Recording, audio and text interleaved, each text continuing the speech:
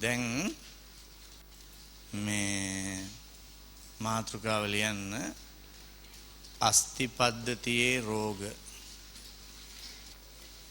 ඒ යටතේ පළවෙනි එක ලියන්න ඔස්ටියෝපොරෝසිස්. සිංහලෙන් නමක් හොයමු.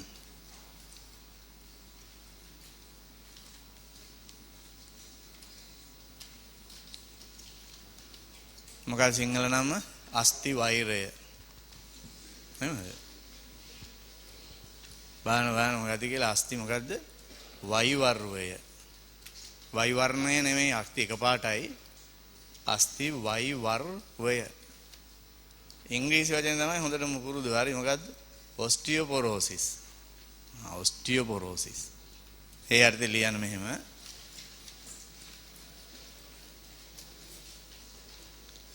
අස්ථි වෛවර්වය ඇතිවන්නේ අස්ථි පටකයේ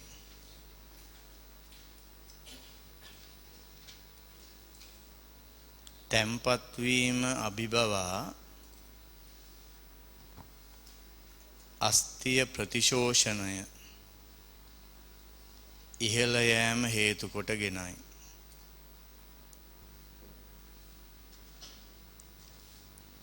එනිසා අස්ථි පටකයේ ඝනත්වය අඩු වේ. සිදුරු සහිත බව වැඩි වේ. ගුල්ලු ගහලා වගේ වෙනවා. මේ බලන්න චුට්ටක්. මේ ඔයාලට මතකද අපි ඉගෙන ගත්ත අස්ථි පටකයේ ව්‍යුහය ලියලා ඇඳලා සේරම කළා. ආයෙ ලියන්න ඕනේ නැහැ. ආගෙන අස්ථි පටකයේ තියෙනවා ආකාර දෙකක්. මොකද්ද? සුසංහිත එකයි සවිවර එකයි. ඇත්තටම වෙන්නේ මෙහෙමනේ. සුසංහිත අස්ථිය තමයි හොඳ හයි අස්ථිය. යම් කිසි විදිහකින් කෙනෙක්ගේ රුධිරයේ කැල්සියම් ප්‍රමාණය මොනවා වුණොත් අඩු වුණොත්, රුධිරයේ කැල්සියම් ප්‍රමාණය අඩු වුණොත් එතකොට කරන්නේ අස්ථි පූරකයේ දිය කරලා මොනවා කරන්නේද? රුධිරයට කැල්සියම් ගන්නවා. ඒක දිගටම කරගෙන ගියොත් මේ අස්ථි පූරකයේ දිය වෙන ප්‍රමාණය මොකද වෙන්නේ? වැඩි වෙනවා. ඒතර අස්ථි පූරකයේ දිය වෙලා ඒවයි කුහර ගතිය වැඩි වෙනවා. ඒතර අර කම්පැක්ට් විදිහට තියෙන්න ඕනේ අස්ථිය මොන වගේද? කුහර වෙනවා. ඒතර අස්ථියේ හයිය ගතිය මොකද වෙන්නේ? නැතුව යනවා. හරි? ඒ හින්දා පොඩි අනතුරකදී පවා අස්ථිය මොකද වෙන්නේ? 4ට 6ට 8ට 12ට වගේ කැඩිලා යන්න පුළුවන්. හරි? ලියන්න මෙහෙම. මේ හේතුව නිසා අස්ථිවල භංගුරතාවය ඇති වේ. බිඳිලා යනවා. සංදිවල චලතාවය අඩු වේ. හන්දි වලින් චලනය වෙන ප්‍රමාණය අඩු වෙනවා.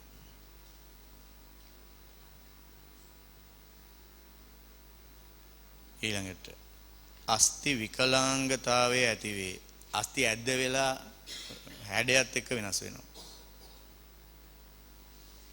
ඊළඟ එක අස්ථි තුල අධික වේදනාවක් ඇති වේ. අස්ථි වේදනාවට හේතු වේ. කොහොමද ළමයි අස්ථි ඇතුලෙන් රිදෙනකොට? පේශි රිදෙනකොට වගේ නෙමෙයි. ඊට වැඩිය ගොඩක් ආතල් එකක් තියෙනවා අස්ථි රිදෙනකොට ඇතුලෙන්. හරි? පේශි රිදෙනකොට මෙහෙම උඩින් රිදෙන්නේ. අස්ථිය ඊටත් ඇතුලෙන් රිදෙන්නේ. අස්ථි වල දැඩි වේදනාවක් හට ගන්නවා. අස්ථිය ඇතුලෙන් දිය වෙන ස්වභාවයක් මේ තියෙන්නේ. හරි?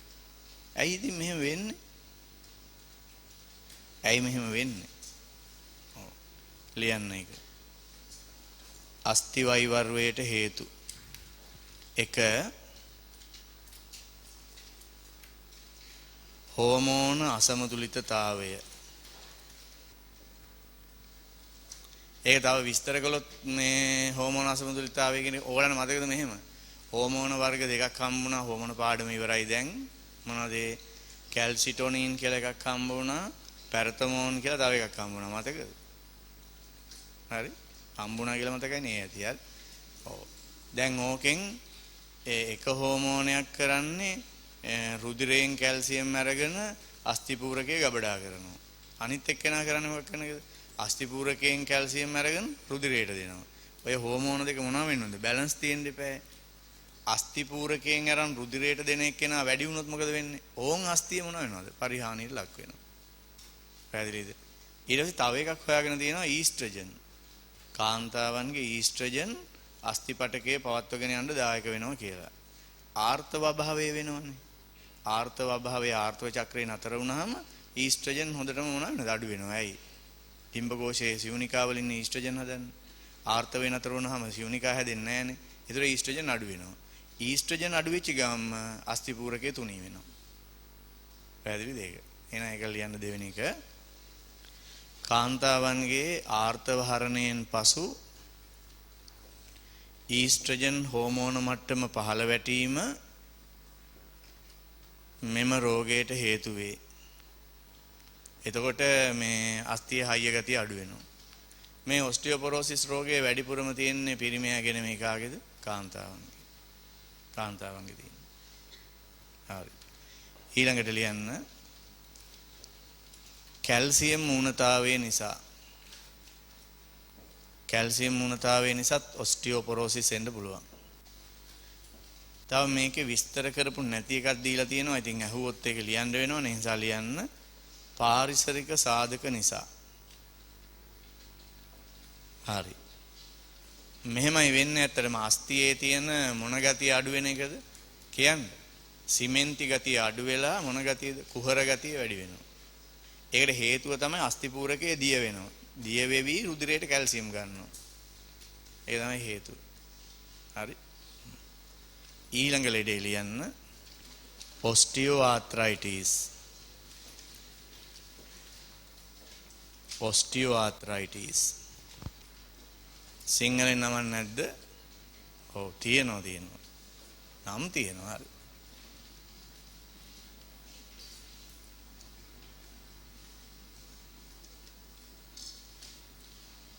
මොකක්ද ඒකේ නම? අස්ථි පර්ව 1000.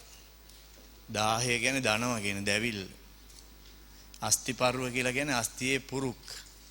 ඒ කියන්නේ ජොයින්ට් වෙලා තියෙන තැන්. ඒ කියන්නේ සංදිවල පොඩි දැවිල්ලක් ඇති වෙනවා කියන එකයි ඉවසන්න බැරි. ලියන්න මෙහෙම. මෙම රෝගයේදී අස්ථි එකිනෙක සන්ධානය වන සංදිවල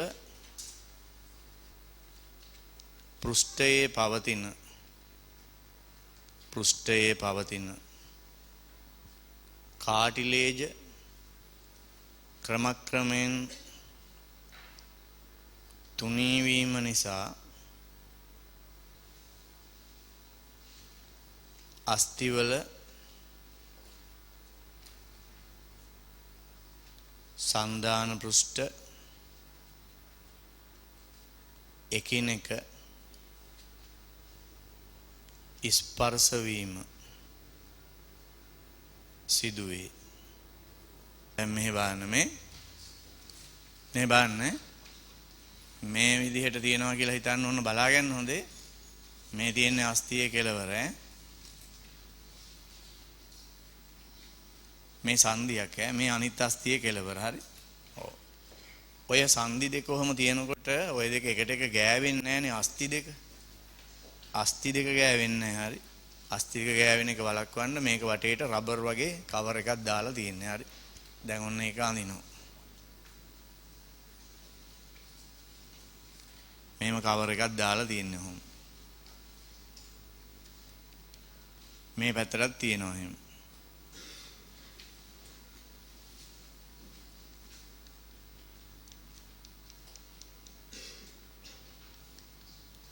ඒ මොනවද ඒ දෙක? කාටිලේජ්. ওই දෙක තමයි එකට එක මොනවා වෙන්නේද? ගෑවෙන්නේ. මේ දෙක ගෑවුනාට කිසි ප්‍රශ්නයක් නැහැ. දැන් ඔස්ටියෝආර්ත්‍රයිටිස් වලදී මොකද්ද වෙනවා කියන්නේ? ඔන්න ඔය කාටිලේජ් ටික ගෙවිලා යනවලු. ගෙවිලා ගිහිල්ලා මොකද්ද දැන් ඊට පස්සේ ගෑවෙන්නේ? මොකද්ද අස්ථියට අස්ථිය ගෑවෙනවා. මාර තනීපයි තුන. පැහැදිලිද? හරි. ලියන්න මෙහෙම. අස්ථි එකිනෙක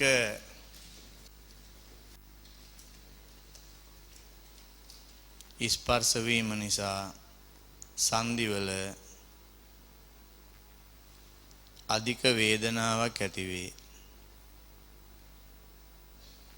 සංදිවල චලනයන් සීමා වේ. අපිට හොල්ලන්නවත් හිතෙන්නේ නැහැ රිදෙනවනේ.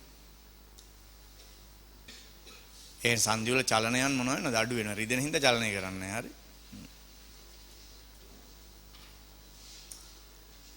මෙහෙම ලියන්න.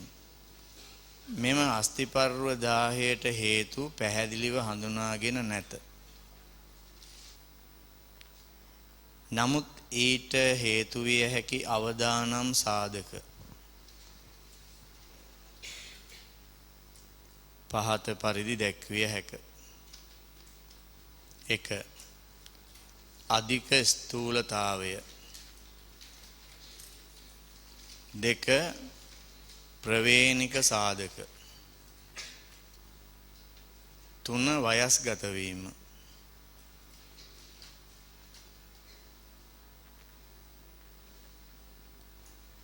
සංදිවල අධික භාවිතය. ඒ ආසාදිත සංදිය නිතර නිතර භාවිතය. හරි. සංදිවල අධික භාවිතය. ඔන්නවා නිසා එන්න පුළුවන්. අනිවාර්යයෙන්ම මේ වාක්‍යය ලියන්න. මෙය කාන්තාවන් අතර සුලභ රෝග තත්වයකි. මේ කාන්තාවන් අතර සුලභ රෝග තත්වයකි. පිරිමින්ට නෙමෙයි වැඩිපුර ඉන්නේ කාන්තාවන්ට. ඒ නිසා කාන්තාව පරිස්සම් වෙන්න. ඊළඟට බර වැඩි වෙන එක තමයි මේකට බලපාන ප්‍රධාන සාධකය වෙන්නේ. හොයලා බලන්න gedara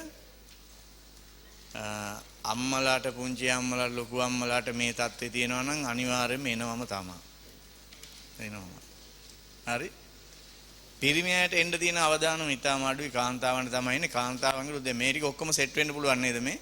පෞල් ඉතිහාසය, ඥානමය සාධක, හරිද? ස්ත්‍රී භාවය සහ අධික ස්ථූලතාවය.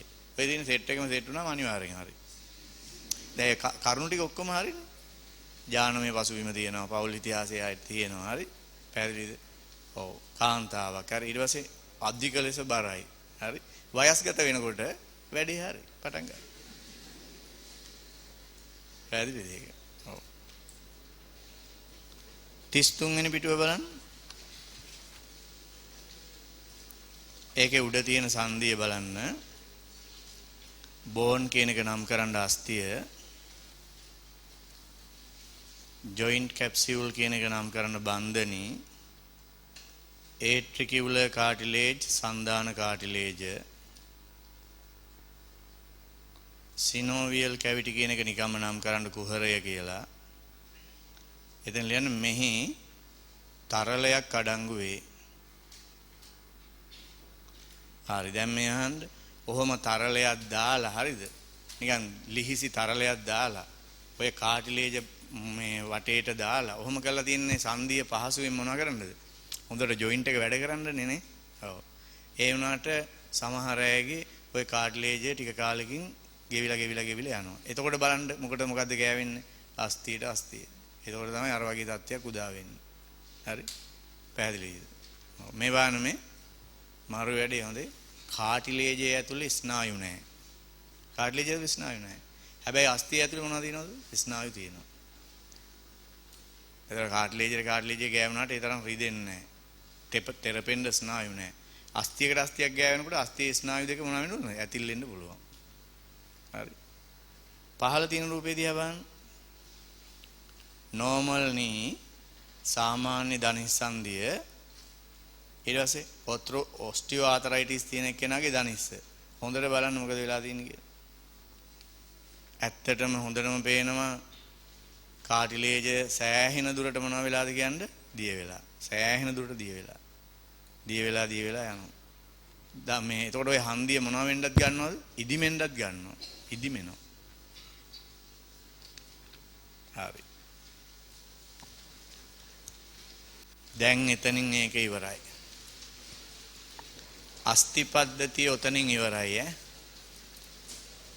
ඊළඟට තව තියෙනවා පේශි ගැන කතා කරන්න. මාතෘකාව ලියන්න කංකාල පේශි පටකයේ ලක්ෂණ. මේ ටික නම් ළමයි මට ටිකන් අර රිපීට් තමයි කරන්න තියෙන්නේ. ඇයි කලින් ඉගෙනුවානේ පේශිය ගැන සම්පූර්ණ ඉගෙනලා නෝට් ලියලා ඇඳලා ඔක්කොම කරලා තියෙන්නේ. හරි. දැන් බලාගෙන මෙහෙම අස්තියක් තියෙනවා නම් මේ අස්තියට සමානට කණ්ඩරාවකින් මෙහෙම පේශිය සංදානය වෙනවා මෙහෙම. ඔය විදිහට. මේ දෙන කණ්ඩරාව ඈ. ඊට පස්සේ මේක ඇතුලේ ඔබ දන්නවා මෙහෙම පේශි කලඹවල් තියෙනවා මෙහෙම. හරි. ඒක පේශි කලඹක් අරන් බලපුවාම ලොකු කරලා මෙහෙම හරිද? එක පේශි කලඹක් ඇතුලේ තියෙනවා පේශි සෛල. නැත්තම් ඒවට කියන්නේ පේශි මොනවා කියලාද? තන්තු කියලා. හරි? පේශි සෛල නැත්තම් පේශි තන්තු.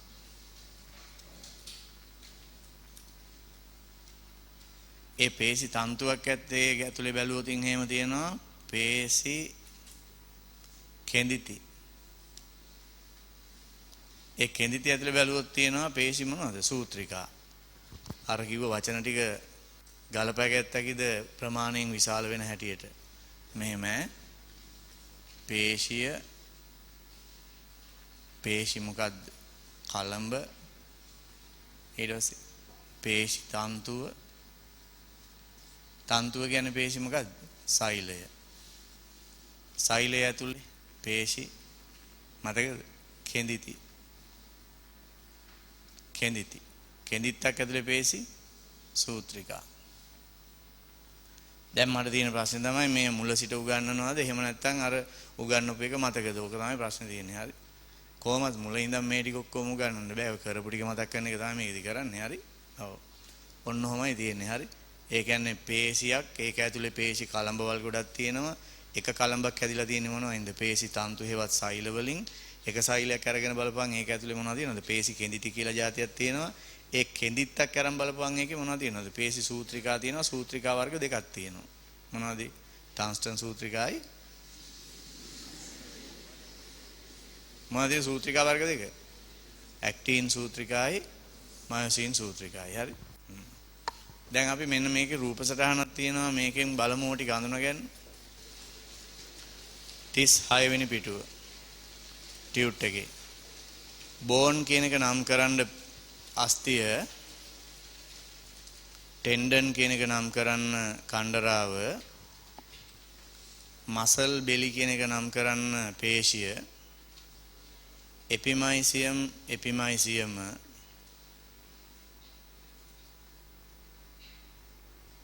බ්ලඩ් වෙසල්ස් රුධිර වාහිනී ඊට පස්සේ තියෙනවානේ ෆේසිකල්ස් කියලා ඒක ඇවිල්ලා පේශි කලඹ ඊට පස්සේ ඔබට පේන්න ඕනේ ඊතලයේ හරවලා තියෙන හැටි. එක පේශි කලඹක් තමයි අරන් තියෙන්නේ. හරි. ඒක දෙවෙනි රූපේ. ෆේසිකල් කියන එක පේශි කලඹ. කලඹක් ආවරණය වෙන්නේ පෙරිමයිසියමෙන්. පෙරිමයිසියමම තමයි. ඒක ඇතුලේ තියෙනවා මසල් ෆයිබර්. මසල් ෆයිබර් කියන්නේ මොකද්ද? පේශි තන්තුව. ඇලයිරක් සෛලය. ඒක ආවරණය වෙලා තියෙන්නේ එන්ඩොමයිසියමෙන්. දැන් මේ එළියට ගන්නේ එක පේශි සෛලයක් එළියට අරන් ඒක ලොකු කරලා අඳිනවා. පේශි සෛලයක් කියලා හඳුනා ගන්න හොඳම උදාහරණය තමයි න්‍යෂ්ටිය. න්‍යෂ්ටිය තියෙනවා කියන්නේ පේශි සෛලයක්. එතකොට පේශි සෛලයේ වටේට තියෙන ප්ලාස්මා පටලයේ නම මොකද්ද? සාකොලෙමාව. ඇතුලේ තියෙන සෛල ප්ලාස්මයේ නම මොකද්ද? සාකොප්ලාස්මය. ඔක්කොම උගන්වපු ඒවා. මසල් ෆයිබර් කියලා කියන්නේ මොකද්ද? පේශි සෛලය නැත්තම් පේශි තන්තුව.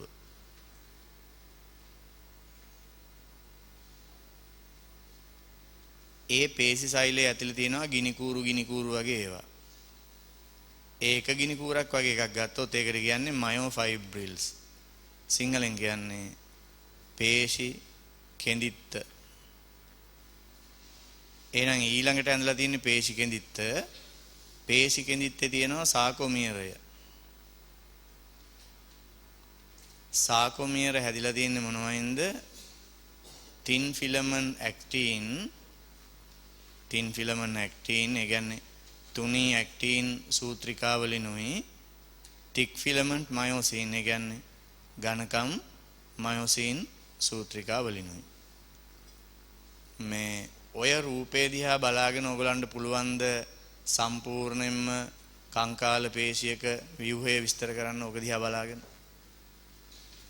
ඔය ඊතල ටික දිහා හොඳට බලන්න ආපු විදිය කොහොමද කියලා.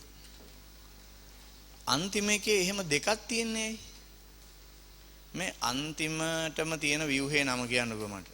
පේශි කෙඳිත්ත. මං අහන්නේ කෙඳිති දෙකක් තියෙන්නේ ඇයි? එක කෙඳිත්තක් දිගට තියෙනවා අනිත් කෙඳිත්ත කොටට තියෙනවා. මම අහන්නේ ඒ ඇයි කියලා අහන්නේ. ඔයගේ පෙන්නලා තියෙන්නේ උඩින් පෙන්නලා තියෙන්නේ පේශි කෙඳිත්ත ඉහිල්ව තියෙනවා පහලින් පෙන්නලා තියෙන්නේ මොනවද? සංකෝචනය වුණාම වෙන දේ. එහෙම තමයි පෙන්නලා තියෙන්නේ. ඕක දිහා බලාගෙන රචනා ප්‍රශ්නයකට උත්තර ලියන්න ඕනි දැන්. කොහොමද ලියන්නේ? ඔව්. කංකාල පේශිවල මොකද්ද? ව්‍යුහය විස්තර කරන්න. ඒක කොහොමද පටන් ගන්න? කංකාල පේශි කණ්ඩරාමකින් මොකට සම්බන්ධයිද කියන්නේ අස්තියකට සම්බන්ධයි. එවැනි පේශියක හරස් කඩක් ගත්තාම ඒක ඇතුලේ තියෙනවා පේශි කලඹවල් රාශියක්. පේශි කලඹවල් රාශියක් තියෙනවා. මෙවැනි එක පේශි කලඹක් මොකකින්ද ආවරණය වෙන්නේ කියලා කියන්න ඕනි. මම කියන්නේ ඔකේ තියෙනවා. ඊට පස්සේ මේ එක පේශි කලඹක් බැලුවාම ඒ කලඹ ඇතුලේ මොනවද තියෙන්නේ? සුපර් මාකට් එකක් තියෙනවා එහෙමද? පේශි කලඹ ඇතුලේ බලන්න මොනවද තියෙන්නේ පේශි කලඹ ඇතුලේ? පේශි තන්තු හෙවත් පේශි සෛල රාශියක් තියෙනවා. එක පේශි සෛලයක් ගත්තාම ඒක හීනි දිගටි සිලින්ඩරාකාර සෛලයක්. අනිත් සෛල වලට වඩා වෙනස් වෙන්නේ ඒක නිසා. අනිත් සෛල වලට වඩා වෙනස් වෙන අනිත් සාධකේ තමයි න්‍යෂ්ටි රාශියක් තියෙනවා. ඒ න්‍යෂ්ටි මොනවට වෙන්න තියෙනවද? පර්යන්තයට ආසන්න වෙන්න තියෙනවා. ඔක්කොම නෝට් වල ලියපුවා හරි. දැන් මේ පේශි සෛලය කියන එක ඇතුලේ පේශි තන්තුව හෙවත් පේශි සෛලය කියන එක ඇතුලේ තියෙනවා හීනි දිගටි කූරු කූරු වගේ જાතිය සෛලප්ලාස්මේ. ඒ කූරු වැනි ව්‍යුහ වලට කියන්නේ මොනවා කියලාද? මයෝෆයිබ්‍රිල්ස්. සිංහලෙන් පේශි කෙඳිති. පේශි කෙඳිති රාශියක් එක පේශි සෛලයක තියෙනවා. එක පේශි කෙඳිත්තක් සලකපුවාම ඒක හැදිලා තියෙන්නේ මොනවයින්ද? බලන්න. ප්‍රෝටීන වලින්. මොන ප්‍රෝටීන වලින්ද?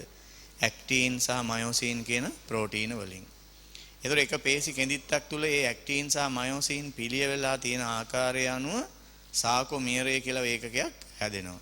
ඒ අනුව එක පේශි කෙඳිත්තක් ඇතුලේ සාකොමීර රාශියක් තියෙනවා. ඔය ටික කියන්න පුළුවන් ඔක දිහා බලාගෙන. හරි. ඔය ඇවිල්ලා ළමයි විභාගයට ප්‍රශ්නයක් ආවොත් එහෙම ලේසියෙන් ලකුණු ටිකක් ලබා ගන්න පුළුවන් අවස්ථාවක් වෙයි. ලේසියෙන් ගත්ත එක ඕක බලාගත්තම විස්තර කරන් ගියා කියලා. දැන් ලියමු. යනකොට ඕක ගිනියන්න ඕන ටියුට් එක.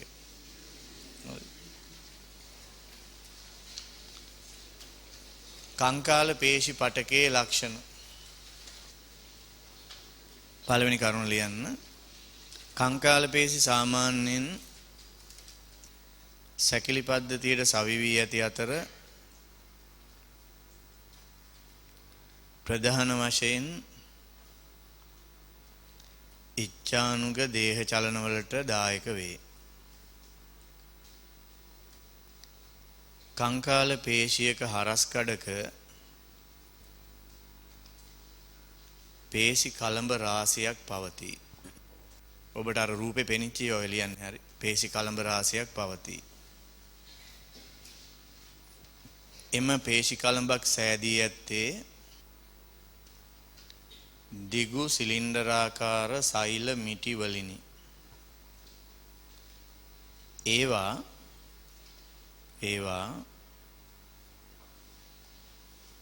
පේශි සෛල ඇල ඉරක් පේශි තන්තු ලෙස හැඳින්වේ.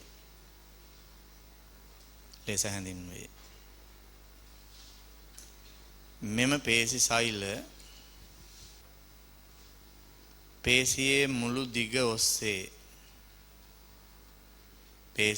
දිග ඔස්සේම එකිනෙකට සමාන්තර ලෙස පිළියෙල වී ඇත. මේ බලන්න චුට්ටක් මේ බලන්න මේ. දැන් මෙතන තියෙනවා නම් ළමයි පේශිය බලන්න. මෙතන ඉඳන් මෙතෙන්ට එනකන් මේ පේශි සෛලය මෙතනින් පටන් අරගත්තාම මේ කණ්ඩරාවට යනකන් එක දිගටම තියෙනවා හොඳේ. මෙහෙම තනි කරම එක දිගට තියෙන පේශි සෛලය කෙන්ද වගේ. හරි. ඒතර මේ පේශි සෛලය ලොකු කරලා ඇන්දොත් මේ වගේ මේ වගේ. ඔය වගේ පේශි සෛලය කියන්නේ. දිගටි මෙතන මෙතෙන්ට එනකම්ම තියෙනවා. දැන් මෙතන ඉඳන් මෙතෙන්ට තියෙන එක නම් මෙතන ඉඳන් මෙතෙන්ට එනකම් පේශි සෛලය තියෙනවා. තනි සෛලය එක සෛලය. මැදින් පුරුද්දලා නැහැ හරි. දිගටම තියෙනවා හමාර. දිගටම තියෙනවා. මැදින් ජොයින්ට් එකක් නැහැ. මැද ජොයින්ට් නැහැ. එතන සෑහෙන දිග සෛලනේ. ඔව් ඉතින් ඒකනේ මේ කියන්නේ මෙච්චර වෙලා. දිගටි සෛල මේ මාරි. එතකොට දැන් මේකේ මෙතන න්‍යෂ්ටියක් තිබුණොත් එහෙම මේකේ කෙලවරට මේ ඒ න්‍යෂ්ටියේ බලපෑම නැහැනේ. ඉතින් ඒකින්ද තමයි මොනව වෙන්නේද? තනින් තන මොනවද තියෙන්නේ? න්‍යෂ්ටි ගොඩක් තියෙන්නේ. හරි. ඔව්. මේ සෛල මොන න්‍යෂ්ටිකයිද? බහු න්‍යෂ්ටිකයි. හරි. දැන් එතකොට පේශි කලඹක් හැදෙන්නේ කොහොමද? කලඹක් හැදෙන්නේ මේ වගේ සෛල ගොඩාක් එකට එකතු වෙලා. හරි. දැන් ලියමු මෙහෙම. මෙම කංකාල පේශි සෛල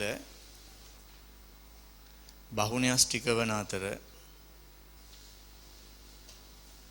සෛල ප්ලාස්ම පටලයට ආසන්නව න්‍යෂ්ටි පවතී. හරි දැන් මෙහෙ බලන්න මේ ඔබ දැන් මට කල්පනා කරලා කියන්න මෙහෙම මේ මම ඇන්දේ පේශි සෛලේ නම් මේක ඇතුලේ මොනවද තියෙන්නේ කියන්නේ? සෛල ප්ලාස්මය හරි, ඉන්ද්‍රිකා හරි, ඒවා හරි. ඒවා ඕනම සෛලයක තියෙන එකක් නේ. මේ සෛලයේ තියෙන විශේෂත්වය මොකක්ද? මයිටොකොන්ඩ්‍රියා, ලයිසෝම, ගෝල්ගි දේහ, ආර්යා, රේසියාර් ඒවා සාමාන්‍ය කොමන් නේ. ඕනම සෛලයක් ඇතුලේ ඒවා තියෙනවනේ. මම අහන්නේ මේකට විශේෂ දේ මොකද්ද? මේකේ තියෙනවා තව කෙඳි වගේක් ඇතුලේ. මේකේ දිගට සමාන්තරව. පැහැදිලිද ඒක? ඒ කියන්නේ මේක මෙතනින් පටන් ගත්තොත් මෙතන ඉඳන් මෙතෙන්ට යනකම් මේක දිනනවා දිගටම. හරි. ඔන්න ඔය දෙක ඔයගොල්ලෝ පටලවා ගන්නවා. මම ඉස්සෙල්ලා කිව්වේ පේශියේ මුළු දිගටම අණුව මොකක් තියෙනවද? පේශි සෛලය තියෙනවා කියලා. දැන් මම කියන්නේ මොකද්ද? පේශි සෛලය ඇතුලේ මුළු සෛලයේ දිගටම මොකක් තියෙනවද කියන්නේ? පොඩි තන්තු වගේක් තව තියෙනවා ඇතුලේ. ඒකට තන්තු කියන වචනේ පාවිච්චි කරන්නේ නැහැ. මොකද මේකට තන්තුව කියලා මේකටත් තන්තුව කිව්වොත් දෙක පැටලෙනවනේ. ඒතර මොකද්ද භාවිතා කරන වචනේ? මේකට තන්තුව කියනවා ඒකට මොකද කියන්නේ? පේශි වචනේ. කෙඳිත්ත නැත්නම් කෙඳිති. ලියන්න. මෙවැනි පේශි සෛලයක ඇල ඉරක් තන්තුවක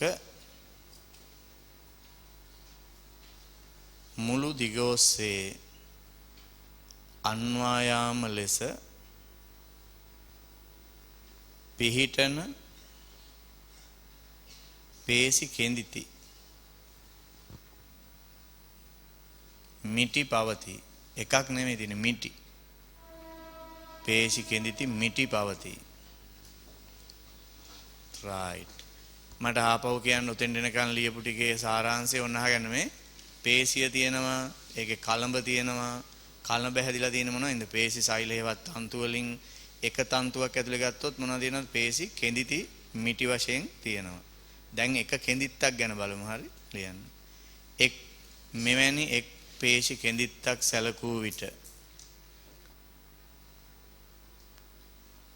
එහි සාකොමියර ලෙස හඳුන්වන පුනරාවර්තී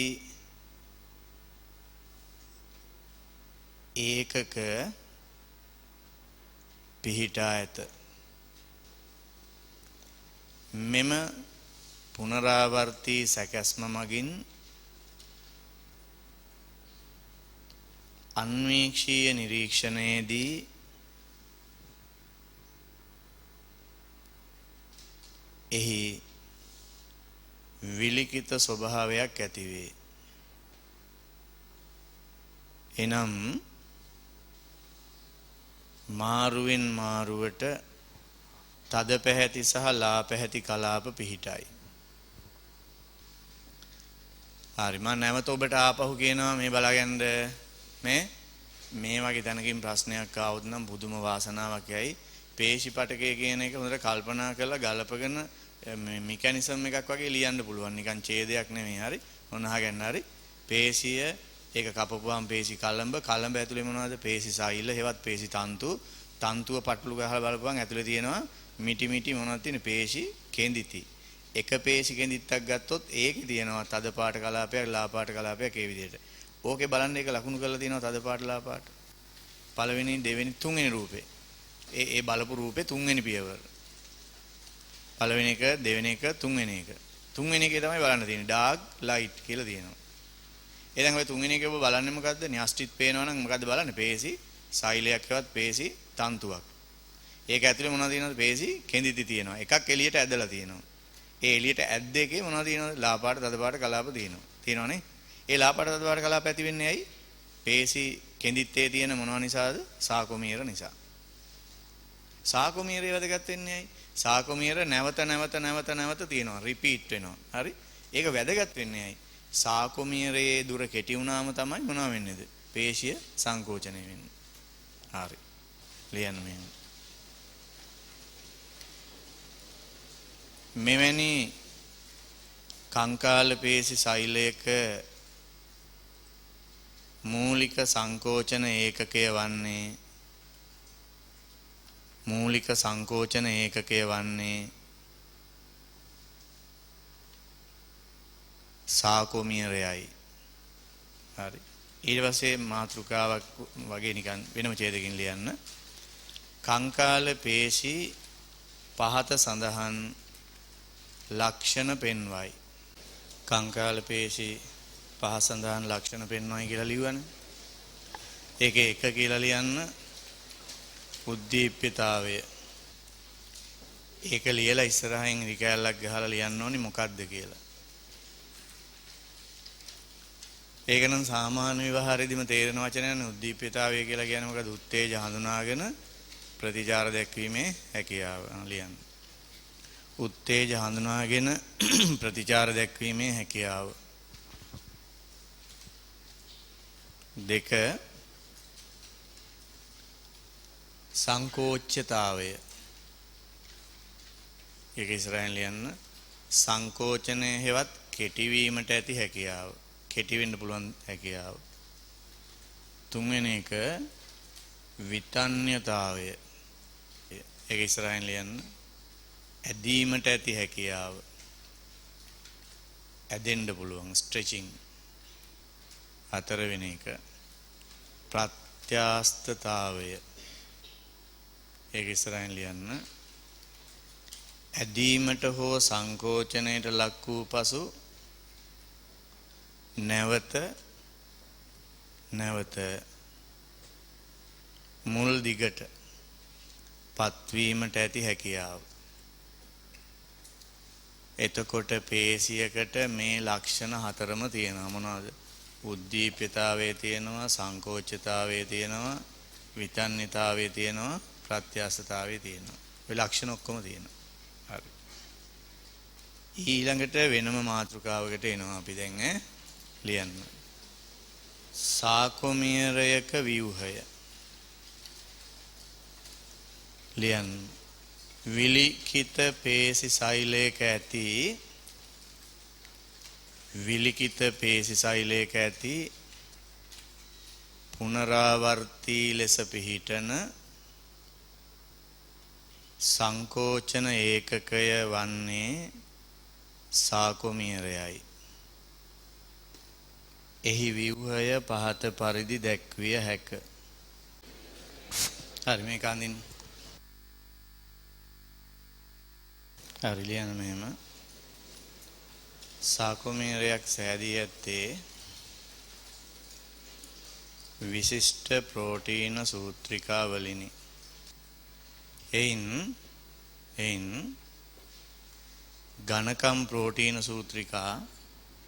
ඝනකම් ප්‍රෝටීන සූත්‍රිකා මයොසීන් සූත්‍රිකා ලෙසත් සිහින් ප්‍රෝටීන සූත්‍රිකා ඇක්ටින් සූත්‍රිකා ලෙසත් හඳුන්වයි.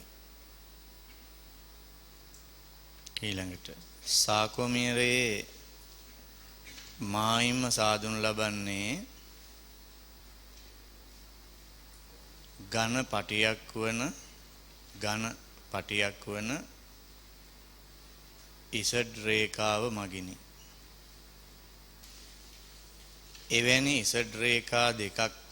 එවැනි අනුයාත ඉසඩ් රේඛා දෙකක් අතර දුර සාකොමියරය ලෙස හඳුන්වයි.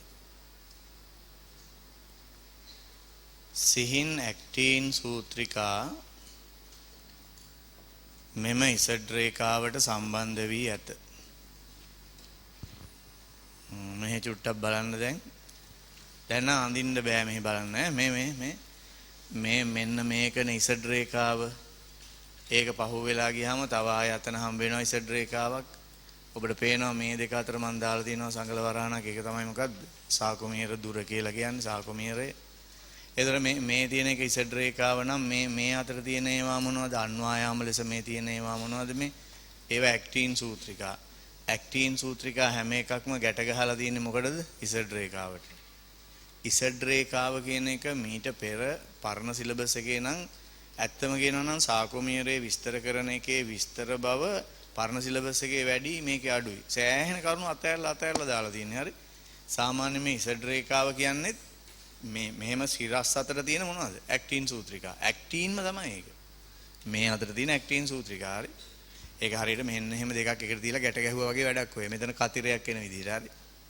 මෙතන මේ අතර තියෙන ඇක්ටින් දැන් දීලා තියෙන සිලබස් එකේ තියෙන්නේ හරස් අතර තියෙන මෙහෙම ඇක්ටින් සූත්‍රිකා මේ ඉසඩ් රේඛාවට මොනවා වෙලා තියෙනවද? සම්බන්ධ වෙලා තියෙනවා කියලා තමයි කියන්නේ. හරි. එහෙනම් දැන් කොතනින්ද සාකොමීරේ පටන් ගන්නෙ? මේ මෙතනින් මගේ අත දිහා බලන්න. මෙතනින් සාකොමීරේ පටන් අරන් ඕම ගිහිල්ලා වෙරලා මෙන්න මෙතෙන්ට ගියාම එක මොකද්ද? සාකොමීරයක්. එතෙන් ඉඳන් එහාට තව සාකොමීරයක්. එතකොට මේ මෙහෙම රවුමක් දැම්මොත් මේක මොකද්ද කියන්නකෝ? පේශි කෙඳිත්ත. මේ කෙඳිත්තේ අනන්ත අප්‍රමාණ ප්‍රමාණයක් දිගටම මොනවද තියෙනවද? ආය මොනවද තියෙනවද? සාකොමීර තියෙනවා. හරි. මේ මම මෙහෙම ඇන්දට මේක මීට වැඩිය ගොඩාක් සංකීර්ණයි. අපි මීට වැඩිය සංකීර්ණ කරන්න විභාගෙදී අඳින්න උනොත් ඔහොම පොඩියට අඳින්නේ. නමුත් මේ මයෝසින් දඬු ගත්තොත් එහෙම ඔය වගේ නිකන් නෙමෙයි තියෙන. ඔකේ ගොඩක් ಜಾති විස්තර ගොඩක් තියෙනවා. හරි. මේ නිකන් යන්තමට මෙහෙම තමයි අඳින්නේ. හරි. ඊට පස්සේ ඔබට පේනවාද දැන් මෙන්න මෙතන ඉඳන් මෙන්න මෙතෙන්ට යනකම් ප්‍රදේශය ගත්තොත් එහෙම තනිකර මයෝසින් දණ්ඩක් තියෙන්නේ. හරි. මයෝසින් දඬු දෙක හයි වෙලා තියෙන්නේ ඔක්කොම මොකටද කියන්නේ? එම් රේඛාවට. ඒක ඇත්තටම කියනවා නම් සාකොමීරේ මිඩ් ලයින් එක. මිඩ් ලයින් එම්. ඇයි මිඩ් ලයින් කියන්නේ? හරි මැදනේ තියෙන බලන්න. අර ඉසඩ් රේඛාවයි මේ ඉසඩ් රේඛාවයි අතර මැද තියෙන්නේ. හරි. ලියන්න මෙහෙම. ඝනකම් මයෝසින් සූත්‍රිකා එම් රේඛාවට සම්බන්ධ වී ඇත. එය සාකොමීරයේ මධ්‍ය කලාපයේ පවතී. මෙලෙස ඇක්ටින් සහ මයෝසින් සූත්‍රිකා සකස් වී ඇති විට එක් මයෝසින් සූත්‍රිකාවක් වටා ඇක්ටින් සූත්‍රිකා 6ක් පිහිටයි. මේ බලන්න. ජීවිතේට මේකෙන් නම් ඒක හොයාගන්න බෑ. පැහැදිලිද ඒක? අයි මේක මෙහෙමනේ කපලා තියෙන්නේ. එහෙම නේ ඔය කියන්නේ මෙහෙම මයෝසින් සූත්‍රිකාවක් තියෙනවා නම් ඒක වටේට මොනවද තියෙනවද කියන්නේ ඇක්ටින් සූත්‍රිකා 6ක් රවුමට තියෙනවා. හරි. පැහැදිලිද? ඒ කියන්නේ මෙන්න මේ වගේ මේ වගේ එක මයෝසින් එකක් වටේට මෙහෙම මෙතන තියෙන්නේ 5යි. හරිද? 6ක් කියලා හිතන්න ඕන තියෙනවා වටේට. හරි. right. දැන් මට කියන්න මෙන්න මෙහෙම මේක ඉතාමත්ම වැදගත් කරුණක් අන්ද හොඳට අහගන්න. පේශිය සංකෝචනය වෙනකොට සාකොමීරයේ දුර මොනවා වෙනවද? කෙටි වෙනවා. ඇත්තම කියනවා නම් පේශිය සංකෝචනය වෙන්නේ සාකොමීර දුර මොනවා වීමෙන්ද? කෙටි වීමෙන්. එක පැත්තකට තමයි කෙටි වෙන්නේ. දැන් මෙහෙ බලාගන්න. මෙන්න මේ පැත්තෙන් පටන් ගත්තොත් අරක මෙහාට එනවා කියලා හිතන්නකෝ. හරිද? ඔව්. මෙහෙම වෙනවා. හරි. එහෙම කෙටි වෙනකොට ඒව හැබැයි විස්තර කරලා නැහැ මේකේ. හරි. ඒක නිකන් දැනගන්න කියන්නේ. හරි. එහෙම වෙනකොට මෙන්න මේ ඇක්ටින් එකයි මෙන්න මේ ඇක්ටින් එකයි අතර තියෙනවා නේද මෙහෙම ગેප් එකක්. ඒ ગેප් එක නැති වෙලා මොනව වෙනවද කියන්නේ? ඒකට එක මොනව වෙනවද? හේතු වෙනවා. හරි. පැහැදිලිද ඒක? හැබැයි මතක තියාගන්න මේක සංකෝචනය වෙනකොට ඇක්ටින් සූත්‍රිකා කෙටි වෙන්නෙත් නැහැ. මයෝසින් සූත්‍රිකා කෙටි වෙන්නෙත් නැහැ. ඒක හොඳට මතක තියාගන්න. ඇක්ටින් හෝ මයෝසින් මොනවා වෙන්නේ නැද්ද? කෙටි වෙන්නේ නැහැ. මේක දීලා නැහැ උනාට අධ්‍යයනයේදී අනිවාර්යෙන් දැනගන්න ඕනේ. කෙටි වෙන්නේ නැහැ. ඒ කියන්නේ මේ මයෝසින් දණ්ඩ මෙතෙන් ඉඳන් මෙතෙන්ට දිගයි නම් ඒක මොනවා වෙන්නේ නැද්ද? ඒක කෙටි වෙන්නේ නැහැ. එහෙනම් ඇක්ටින් එක මෙතෙන් ඉඳන් මෙතෙන්ට දිගයි නම් ඒක කෙටි වෙන්නේත් නැහැ. ඉතින් දැන් මේ දෙකම කෙටි වෙන්නේ නැත්නම් සාකොමීරේ කෙටි වෙන්නේ කොහොමද? සාකොමීරේ කෙටි වෙන හැටි මම මෙහෙම පෙන්නන්නම් ඔයාලට. උන් බලන්න හොඳේ. බලන්න හොඳේ. දැන් මගේ මේ අත් දෙක දිහා බලන්න. දැන් මෙතන මුදුනයි දිහා බලන්න, ඇඟිලි ටික දිහාත් බලන්න. හරි. දැන් මේක හිතන්නකෝ සාකොමීර දුර කියලා. මේක ඉසඩ් රේඛාව, මේක අනිත් ඉසඩ් රේඛාව, මේ තමයි සාකොමීර දුර. හරි. මේ ටික හිතන්න මොනවා කියලාද? මයෝසීන් කියලා. මේ ඇඟිලි ටික හිතන්න ඇක්ටින් කියලා. හරි. දැන් මෙහෙම තිබ්බා. හරි. දැන් අපිට පේනවනේ සාකුමීර දුර. දැන් ඊට පස්සේ මෙහෙම වෙනවා කියලා හිතන්න මෙහෙම. මයෝසීන් මතින් ඇක්ටින් ඇතුළට චලනය වෙනවා. හරි. දැන් මට කියන්න සාකුමීරේ දුර අඩු වුණාද නැද්ද? අඩු වුණානේ. අඩු වුණානේ. ඔව්. මේ මෙහෙම තිබුණා ඉස්සෙල්ලා. දැන් මෙහෙම වුණා. අඩු වුණානේ. මම අහන්නේ මේ ඇඟිලි කෙටි වුණාද මේ ඇඟිලි ටික කෙටි වුණාද? ඒව එකක්වත් කෙටි වුණේ නැහැ. උනේ මොකක්ද? මයෝසීන් මතින් ඇක්ටින් මොනවා වුණාද? මෙහෙම චලනය වෙලා ගියා. ඒ කියන්නේ නිකන් බඩ ගාගෙන යනවා වගේ උඩින්. හරි. ඒ කියන්නේ මොනවා වෙනවා කියලාද ඒකට කියන්නේ? සර්පණය වෙනවා. මොනවා වෙනවා කියලා කියන්නේ? ඇදී යනවා. ඒකට කියන්නේ සර්පණය. මොකක් මතින් මොකක් ඇදී යාමද? මයෝසීන් මතින් ඇක්ටින් ඇදිලා යනවා මෙහෙම. එහෙම වෙලා තමයි සාකුමීරේ දිග මොකක් වෙන්නේද? කෙටි වෙන්නේ. එහෙම නැත්නම් ඇක්ටින් හෝ මයෝසීන් වල දිග වෙනස් වෙන්නේ නැහැ. හරිනේ? ලියන්න මෙහෙම.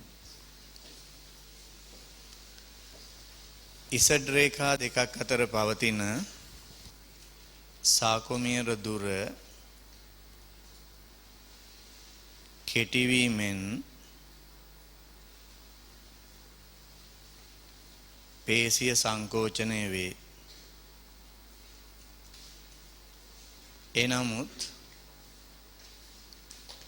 ඇක්ටින් හෝ මයෝසීන් සූත්‍රිකා කෙටිවීම සිදු නොවේ. මයෝසීන් සූත්‍රිකා මතින් ඇක්ටින් සූත්‍රිකා සර්පණය වීමෙන් වරහන් ඇතුලේ ඇදී යාමෙන් සාකුමීරය සංකෝචනය වේ. මෙලෙස සාකුමීර කෙටිවීම හේතුවෙන් කංකාල පේශියක තනි පේශි සෛල කෙටි වේ. මේ නිසා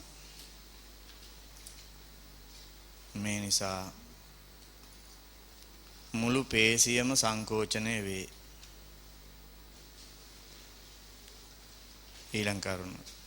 පේශි සංකෝචනය චලනයක් බවට පරිවර්තනය සඳහා පේශි සවිවී ඇති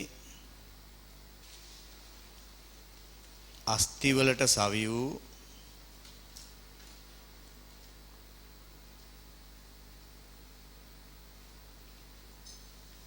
කණ්ඩරා ඇදීමට ලක්වීමෙන්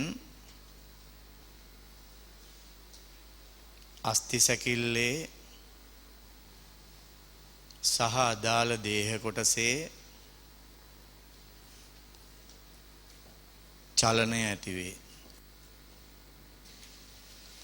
හරි, දැන් මේ බලන්න චුට්ටක් අහගෙන. දැන් සංකෝචනය වෙන්නේ කොහේද කියලා ගත්තොත් මෙහෙම දැන් අපේ මේ මුළු සමස්ත පේශියම සංකෝචනය වෙනවනේ. උඹ බලන්න මෙහෙම සංකෝචනය වෙනවා. එතකොට මේ පේශිය හැදිලා තියෙන පේශි මොනවා සංකෝචනය වෙනවද? කලඹවල් සංකෝචනය වෙනවා. ඒක කලඹවල් සංකෝචනය වෙනකොට ඒ කලඹ ඇතුලේ තියෙන පේශි තන්තු, ඒ කියන්නේ පේශි සෛල. පේශි සෛල සංකෝචනය වෙනවා.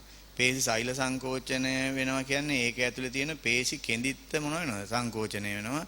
කෙඳිත්ත සංකෝචනය වෙනවා කියලා කියන්නේ ඒකේ තියෙන සාකෝ මීරය සංකෝචනය වෙනවා. සාකුමීරය සංකෝචනය වෙනවා කියන්නේ ඒකේ තියෙන ඇක්ටින් මයෝසින් ප්‍රෝටීන සංකෝචනය වෙනවා. නෙවෙයි. ඒ සංකෝචනය වෙන්නේ. එන සංකෝචනය නවතින තැන තමයි මොකද්ද කියන්නේ? සාකුමීරය. ඒ හින්දා කියනවා සංකෝචන ඒකකය මොකද්ද? සාකුමීරයයි. ඒ කියන්නේ දිග අඩු වෙන්නේ මොකේද කියන්නේ? සාකුමීරේ. දිග අඩු වෙන්නේ සාකුමීරේ. ඒතර සාකුමීරේ දිග අඩු වෙනකොට පේශි කෙඳිත්තක් දිගේ සාකුමීර මොකද වෙන්නේ? මහා ගොඩක් තියෙනවා. ඒතර ඒ ඔක්කොගේම සාකුමීර වල දිග මොනවා වෙනවද කියන්නේ? අඩු වෙනවා. ඒතර පේශි කෙඳිත්තේ දිග අඩු වෙනවා. එවැනි කෙඳිති 1000ක් විතර තියෙනවා තන්තුවේ. එතකොට මොකක් වෙනවද කියන්නේ? තන්තුවේ දිග අඩු වෙනවා. තන්තු 1000ක් විතර තියෙනවා මොකේද කියන්නේ? සෛලයේ. මේ කලඹේ. එතකොට කලඹේ දිග මොකක් වෙනවද? අඩු වෙනවා. කලඹේ තියෙන ඔක්කොම කලඹවල් 5ක් 6ක් තියෙනවා. 5 6ේම දිග අඩු වුණාම පේශියේ දිග මොකද වෙන්නේ? අඩු වෙනවා. මේ බලන්න පේශියේ දිග අඩු වෙනකොට මේ පේශියේ දිග කොහොම අඩු වෙනකොට කණ්ඩරාව මේ පැත්ත කණ්ඩරාවට ඒක බලපානවනේ. කණ්ඩරාවෙන් මේක මෙහාට මොකක් කරනවද? අදිනවා. අදිනකොට අස්ථි කොටසත් එක්ක ඒ දේහ කොටස මොනව වෙනවද? චලනය වෙනවා. පේශියේ සංකෝචනයේ හින්දා චලනය වෙනවා. සංකෝචනය චලනය කියන්නේ දෙකක්. සංකෝචනය කියන්නේ පේශියේ මොනව වෙනවද? කෙටිවීම. පේශියේ කෙටිවීම චලනය සඳහා මොන වෙනවද? හේතු වෙනවා. ඒතර පේශිය කෙටි වෙනකොට මෙහෙමනේ පේශිය සම්බන්ධයි කණ්ඩරාවට, කණ්ඩරාව සම්බන්ධයි මොකටද? අස්ථියට. පේශිය කෙටි වෙනකොට කණ්ඩරාව ඇදෙනවා, කණ්ඩරාව ඇදෙනකොට අස්ථිය සංදියෙන් නැමෙනවා. එතකොට මොකක් ඇති වෙනවද? චලනය ඇති වෙනවා. පැහැදිලි නේද? හරි. ඉහිල් වෙනකොට සාකුමීරේ ආපහු මුල් දුරට එනවා. අර මෙහෙම ගියේ එක්කෙනා ආපහු මොනවද? මුල් පිහිටීමට එනවා. හරි ලියන්න. සාකුමීරේ ඇක්ටින් සහ මයොසින් සූත්‍රිකා මුල් පිහිටීමට පැමිණීමෙන්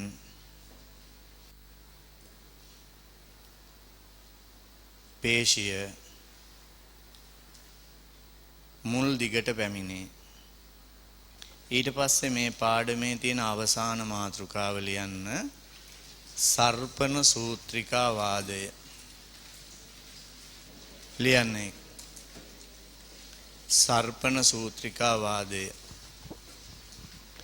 හරි. ලියන්න මෙහෙම. සාකුමීරය සංකෝචනය වීමේදී ඇක්ටින් සහ මයොසින් ප්‍රෝටීන් වල ක්‍රියාකාරීත්වය සිදුවන ආකාරය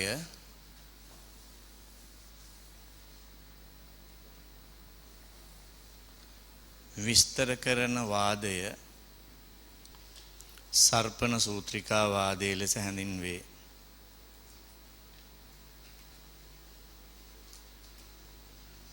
ඊළඟ කරුණ කංකාල පේශි සෛලයක් සංකෝචනය වන විට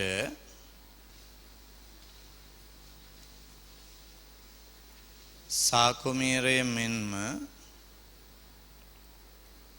එම පේශි සෛලය කෙටි කරමින් සාකුමීරයේ එක් අන්තයක පිහිටි ඉසඩ් රේඛා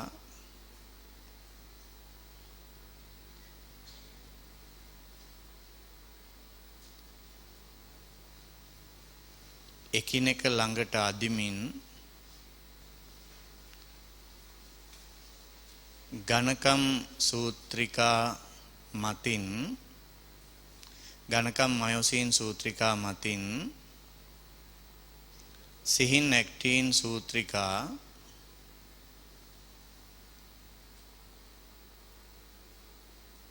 ලිස්සා යයි. වරාන් ඇතුලේ සර්පණය වේ.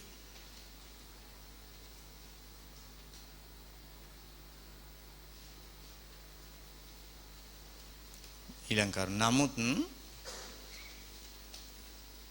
මෙය සාකුමීරයේ සූත්‍රිකා කාණ්ඩ දෙකෙහිම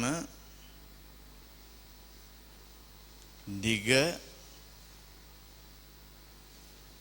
සාපේක්ෂව නියතව පවත්වා ගනිමින් සිදුවේ.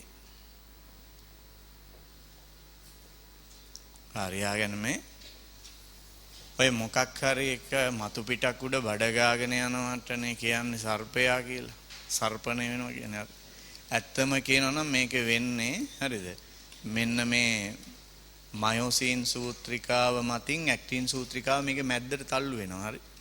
එතකොට මේ සාකුමීර දුර මොකක් වෙනවද? කෙටි වෙනවා. එක පැත්තකින් පටන් අරන් අර කෙළවරේ ඉඳන් මේ පැත්තට ඔක්කොම කෙටි වීම නිසා තමයි පේශි තන්තුව මොනවා වෙන්නේ? කෙටි වෙන්නේ. හරි. ඕකේ පැහැදිලිව කියනවා. හැබැයි එහෙම කෙටි වුණාට මේකේ දිගෙහි මොනවා වීමක් වෙන්නේ නැද්ද? කෙටි වීමක් වෙන්නේ නැහැ. කියන්නේ සූත්‍රිකා දිගෙහි කෙටි වීමක් වෙන්නේ නැහැ. මොකක් කෙටි වෙනවද? සාකෝමීර දුර විතරයි කෙටි වෙන්නේ කියන එක. හරි. දැන් ඒක වෙන යාන්ත්‍රණය විස්තර කරන්න තමයි ඔය වචනේ ගත්තේ. මොකද්ද? සර්පණ සූත්‍රිකා වාදය. හරි. ඒකට අනුව විස්තර කරනකොට කියනවා මෙන්න මේ මයෝසීන් එක මෙහෙම ඇඳට ඒ මයෝසීන් මෙන්න මේ වගේ. මේ වගේ හරි. මයෝසීන් සූත්‍රිකාවක් ගත්තොත් මෙහෙම. මේ මයෝසීන් සූත්‍රිකාවල මෙහෙම තියෙනවා මේ වගේ කොටස්. මේ වගේ හිස වගේ තියෙන ඒවා. ඇත්තටම කියන්නේ ඒකට මයෝසීන් මොකක් කියලාද? හිස කියලා කියන්නේ. හරි. මේ මයෝසීන් සූත්‍රිකාව, මේ මයෝසීන් හිස. නැත්තම් ශීර්ෂය නැත්තම් හිස. මේ වගේ එකක් නෙමෙයි තියෙන්නේ. ඒ වගේ ගොඩාක් තියෙනවා. මේ හරිය දණ්ඩ හරිය, මේ හරිය හිස. මේ වගේ තව ගොඩක් තියෙනවම හරි. ඔව්. ඒවා අඳිනකොට මෙහෙම ඇඳලා තියෙනවා. ඔයගොල්ලන්ගේ ටියුට් එකේ අවසාන පිටුව බලන්න. ඒකේ බලන්න උඩ තියෙන පොඩි රූපයක් තියෙනවා තින් ෆිලමන්ට් කියලා තියෙනවා. ඒක නම් කරන්න ඇක්ටින් සූත්‍රිකා කියලා. උඩම තියෙන පොඩි රූපේ පටන් ගන්න තැනම සර්පණ සූත්‍රිකා වාදයේ මාතෘකාවට පහලින් තින් ෆිලමන්ට් කියන්නේ ඇක්ටින් සූත්‍රිකා. තික් ෆිලමන්ට් කියලා කියන්නේ මයෝසීන් සූත්‍රිකා. දම් පාට ඒවා. එතකොට අපිට පේනවාද මේ දම් පාට ඒවය නිකන් ප්‍රසර වගේ ඒවා ටිකක් තියෙනවානේ. ඒකට කියන්නේ මයෝසීන් මොකක් කියලාද? හිස කියලා කියන්නේ. හරි. ඔව්. එතන අපිට පේනවාද ඒ එක තැනක් විතරක් කොටුවක් ගහලා ලොකු කරලා පෙන්නලා තියෙනවා. පෙන්නලා තියෙනවානේ. ඔව්. ඒ කියන්නේ ඒක මේ වගේ මෙහෙම. මේක නම් මයෝසීන් සූත්‍රිකාව. ඒ මයෝසීන් සූත්‍රිකාවේ තියෙනවා මොකද්ද? මයෝසීන් හිස කියලා එකක්. හරි. එහෙම ව්‍යුහයක් තියෙනවා. ඇක්ටින් සූත්‍රිකා කියන ඒවා මේ වගේ. ඇක්ටින් කියන එක හැදිලා තියෙන්නේ දන්නව නේද? ගෝලාකාරයි ප්‍රෝටීන නනේ.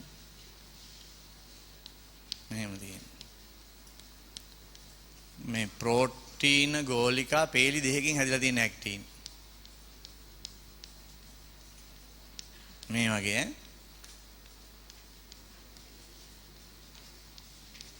කොහොම තියෙන්නේ හරි. ඉතින් මයෝසීන් එක ගොඩක් ඝනකමයි. ඇක්ටින් එක මොකද වෙන්නේ කියන්නේ? තුනි, හීනි. මේ ගොඩක් ඝනකම්. මේක තියෙනවා මයෝසීන් වලින් හැදිච්ච හිස නැත්තම් ශීර්ෂ. ඒවාට පුළුවන් මොකක් වෙන්නද කියන්නේ මේ ඇක්ටින් වලට හයි වෙන්න. හරි? දැන් ඇත්තටම මෙහෙමයි කරන්නේ. හරිද? මේක ඔක්කොම ඉගෙනගෙන ඉවරලා මේකේ අර වීඩියෝ ක්ලිප් එකකුත් තියෙනවා. ඒකත් බලන්න. බලපුවාම මොකද්ද කියන්නේ කියලා තේරෙයි. හරිද? දැන් මේකේ හරිද? මේකේ මෙයයි අතර සම්බන්ධය තමයි මේ තියෙන්නේ. හරිද? මේ ඇක්ටින් මේ මයෝසීන්. මෙයාගේ මෙහෙම හිස කියලා කොටසක් තියෙනවා. ඒවා මේකට සම්බන්ධ වෙන්න පුළුවන්. ඒ සම්බන්ධ වීමෙන් මෙහෙම තල්ලු කරන්න පුළුවන්. දැන් උදාහරණයක් විදිහට මෙහෙම හිතන්නකෝ. මෙයාට මෙහෙම ගිහිල්ලා මේ ඇක්ටින් වලට ඔහම හයි වුණා කියලා මගේ අත දිහා බලන්න මෙහෙම හයි වුණා කියලා හිතන්නකෝ. හයි වෙලා ඇක්ටින් මොනවා කරන්න පුළුවන්ද? මෙහාට තල්ලු කරන්න පුළුවන්. හරිද? සූත්‍රිකාවරයට තල්ලු කරන්න පුළුවන්. හරි. අර සමහර වෙලාවට අපි මෙහෙම කරන්නේ ලොකු ලී කොටයක් උස්සන්න තියා හිතන්නවත් බැරි. හරි. මේ වගේ. හරිද? එන බරයි ඈ. අපිට මේක මෙන්න මෙතෙන්ට එනකන් ගේන්න ඕනි. මේ පසමතු පිට තියෙන්නේ උම්. දැන් මෙහෙම අල්ලලා තල්ලු කරාට එහෙම හෙල්ලෙන්නේවත් නැහැ. හරි. ඊට පස්සේ මොකද කරන්නේ? මේ වගේ ගන්නවා යකඩයක්. කොහොම කරලා මෙහෙම ගහලා මොකද කරන්නේ? තල්ලු කරනවා පොඩ්ඩක්. එතකොට ටිකක් දුරට එනවා. ආයසරයක් ඒක කරනවා. එහෙම කීප වතාවක් එහෙම කරලා තල්ලු කරලා මෙතෙන්ට එනකන් එන්න පුළුවන්. එතකොට මේ ලීය පොළොව මතින් කොහොමද ගියේ කියන්නේ? ඇදීලා ගියේ. අන්න ඇදිලා යනකොට තමයි කියන්නේ මොකද්ද? සර්පණය වෙනවා කියලා. අතන වෙන්නේ මයෝසීන් මගින් මයෝසීන් සූත්‍රිකාව මත ඇක්ටින් මොන වෙනවද? ඇදිලා යනවා. ඒ කියන්නේ මෙහෙම වෙන්නේ. හරි. දැන් මෙහෙම තියෙන මේ ඇක්ටින් ටික මෙහෙම ළඟට යනවා. හරි. පැහැදිලි. එතකොට ඇත්තටම සංකෝචනය වෙලා ඉවර වෙනකොට මෙන්න මේක හේතු වෙන ගානට ඇවිල්ලා මෙන්න මේ H කලාපය කියන එක මොනවා වෙලා යනවද? නැති වෙලාම යනවා. හරි. එතකොට දැන් මෙතනින් මේ ඉඩ අඩු කරගත්තාම මේක මෙතෙන්ට ආවහම මෙතනින් අඩු කරගත්තාම මෙතනින් ඉඳන් මෙහාට තල්ලු වුණාම ඉසඩ් රේඛා දෙක අතර මොකක් වෙනවද? දුර කෙටි වෙනවා. එතකොට මෙහෙම තිබිච්ච සාකුමීරේ මෙහෙට කෙටි වුණා නම් ඊළඟ සාකුමීරේ මේ පැත්තට කෙටි වෙනවා. ඊළඟ එක මෙහාට කෙටි වෙනවා. ඊළඟ එක මෙහාට කෙටි වෙනවා. එතකොට අන්තිමට බලපන් මුළු පේශි තන්තුවම මොනවා වෙලාද? කෙටි වෙනවා. හරි? දැන් මේක තල්ලු කරන විදිහ තමයි ඉගෙන ගන්න තියෙන්නේ. හරි? තල්ලු කරන විදිහ. මේකට හයි වෙන විදිහ හා තල්ලු කරන විදිහ. ඔබ ඉගෙනගෙන තියෙනවා සාමාන්‍යයෙන් O level මට්ටමේ ඉඳන් පේශි සංකෝචනයේට මොනවා ඕනිද? ATP ඕනි කියලා. ඉගෙනගෙන තියෙනවනේ. දැන් මෙන්න මෙතෙන්දි තමයි ඒක එන්නේ මොකටද ඔය ATP ඕනි වෙන්නේ කියලා. හරි? අපි ඉස්සෙල්ලා මයොසින් ගැන ලියලා එමු ඈ. ලියන්න මෙහෙම. ඇක්ටින් සූත්‍රිකා ඇදී යාමට ලක් කිරීම මගින් පේශි සංකෝචනය සිදු කරන චාලක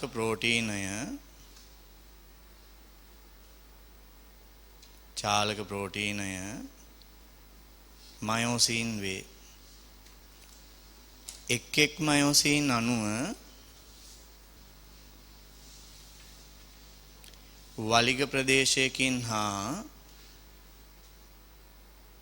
ශීර්ෂ ප්‍රදේශයකින් සමන්විත වේ. ඊළඟට සිහින් ඇක්ටින් සූත්‍රිකාවල මෙම මයොසින් හිසට බැඳීම සඳහා නිශ්චිත බන්ධන මධ්‍යස්ථානයක් පවතී. හරි චුට්ටක් මෙහෙ බලන්න.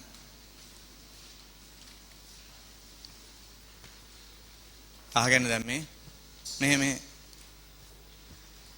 මේ ඇවිල්ලා මයොසින් සූත්‍රිකා. ඒවයි මෙන්න මේ හරිය වලිගේ. මේ මයොසින් සූත්‍රිකාවක හිස.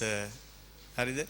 එතකොට මේ ඇක්ටින් සූත්‍රිකා මේ සාකුමීරේ මැද්දට තල්ලු කරන එක්කෙනා තමයි කවුද? මයොසින්. තල්ලු වෙන එක්කෙනා තමයි කවුද? ඇක්ටින්. තල්ලු කරන්නේ මයොසින්, තල්ලු වෙන එක්කෙනා ඇක්ටින්. එතකොට ඇක්ටින් වල තියෙනවා මෙහෙම ප්‍රෝටීන බෝලනේ තියෙන්නේ. මෙතන තියෙනවා මොකක් සඳහාද? මයොසින් සඳහා. මයොසින් හිසට මොනවා වෙන්න පුළුවන් තැනක්ද?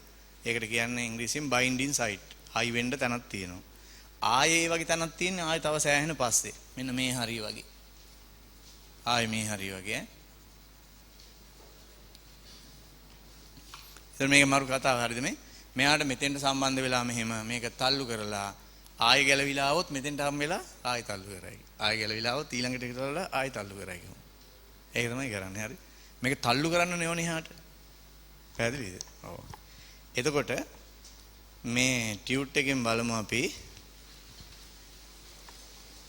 එක කියලා තියෙන ස්ථානය. නිල් පාටින් එකේ ඉලක්කමක් තියෙන්නේ 38 වෙනි පිටුවේ. එතන ලියන්න එකේ ඉලක්කම ගාවයින් මයොසින් වල හිසට ATP අණුවක් සම්බන්ධ වේ. ආගෙන මෙහෙම. එතනින් තමයි වැඩේ ස්ටාර්ට් කරන්නේ. මොකෙන්ද? මයොසින් වල හිසට මොකක් හයි වෙනවද? ATP අණුවක් හයි වෙනවා. දෙකේ ඉලක්කම ගාවට ගිහින් බලන්න. දෙකේ ඉලක්කම ගාවට ගිහින්. ඒ රූපේ තියෙන මයොසින් දිහා බලන්න පොඩ්ඩක්. ඒ රූපේ තියෙන මයොසින් දිහා. මොකද්ද වෙලා තියෙන්නේ? ඒ හයි වෙච්ච ATP අණුව මොනවා බවට පත් වෙනවද? ADP සහ ෆොස්ෆේට් බවට බිඳ වැටෙනවා. හරිද? පැහැදිලිද ඒක? ඔව්. එතකොට අපි කියනවා මයොසින් හිස හරිද? ඉහළ ශක්ති මට්ටමකට පත් වෙනවා කියලා. පැහැදිලි නේද? ඔව්. ඒ අර ATP, ADP සහ ෆොස්ෆේට් බවට පත් වුණාම හරි. එහෙනම් දෙකේ ඉලක්කම ගාවයින් ලියන්න. මයොසින් හිසට සම්බන්ධ වූ ATP ජල විච්ඡේදනය වේ. එවිට මයොසින් හිස ඉහළ ශක්ති අවස්ථාවකට පත්වේ. ඒ දෙවෙනි ඉලක්කමට පහලින් තියෙන රූපේ ගාව බලන්න ඇක්ටින් කියන තැන ලියන්න සිංහල අකුරෙනුත් ඇක්ටින් කියලා. ඇක්ටින් කියලා ලියන්න.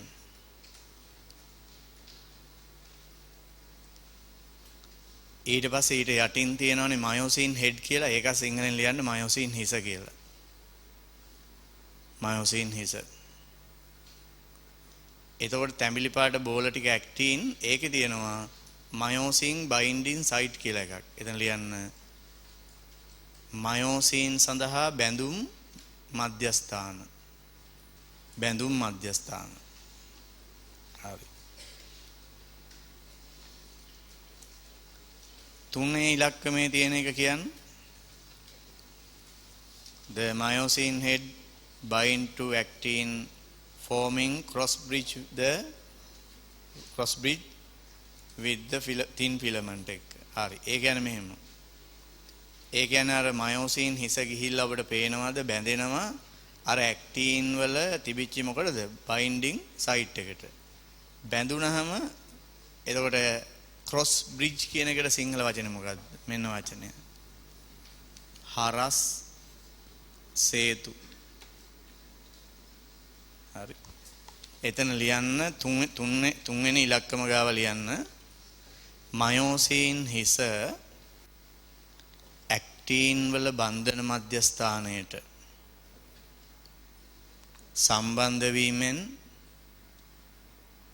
සම්බන්ධ වීමෙන් හරස් හේතු ඇති වේ. ඊළඟට ඉලක්කම 4දී පෙන්වන්නේ ළමයි. හරිද? 4දී පෙන්වන්නේ ඔබට පේනවා අතන හිසට හයි වෙලා තියෙන ADP තහ ෆොස්ෆේට් තියෙනවා. ඒක ගැලවිලා අයින් වෙනවා. එතන ලියන්න 4 වෙනි ඉලක්කම ගාව.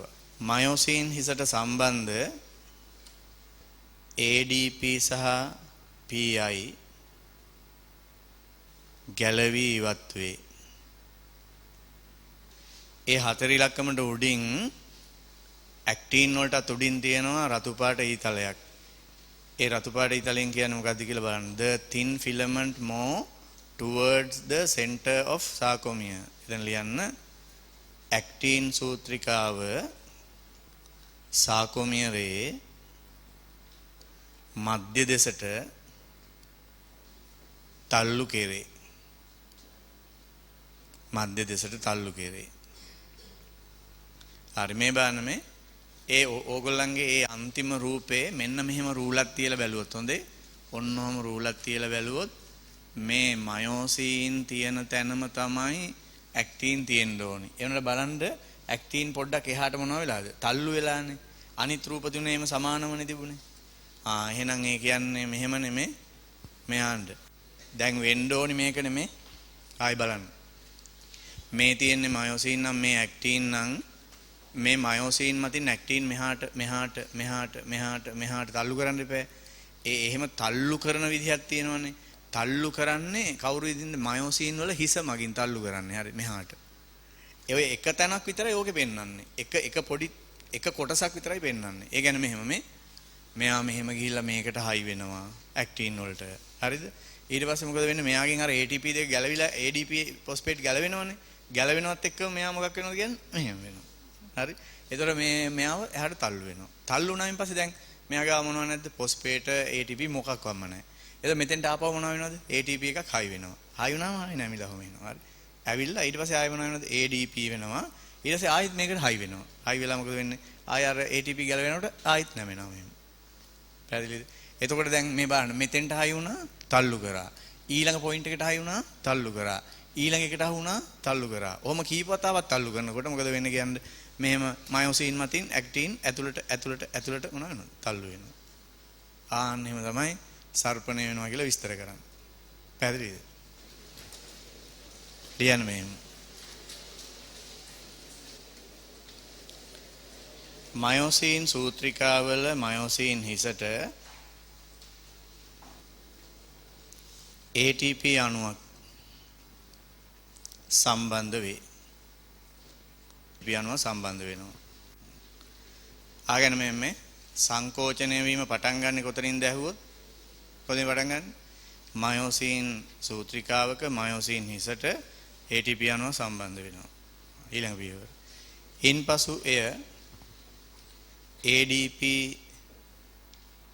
ධන pi බවට ජල විච්ඡේදනය වේ. එමගින් මයෝසීන් හිස ඉහළ ශක්ති අවස්ථාවකට එළඹෙයි. මොනවාගෙන මේ මයෝසීන් හිස තියෙනවා.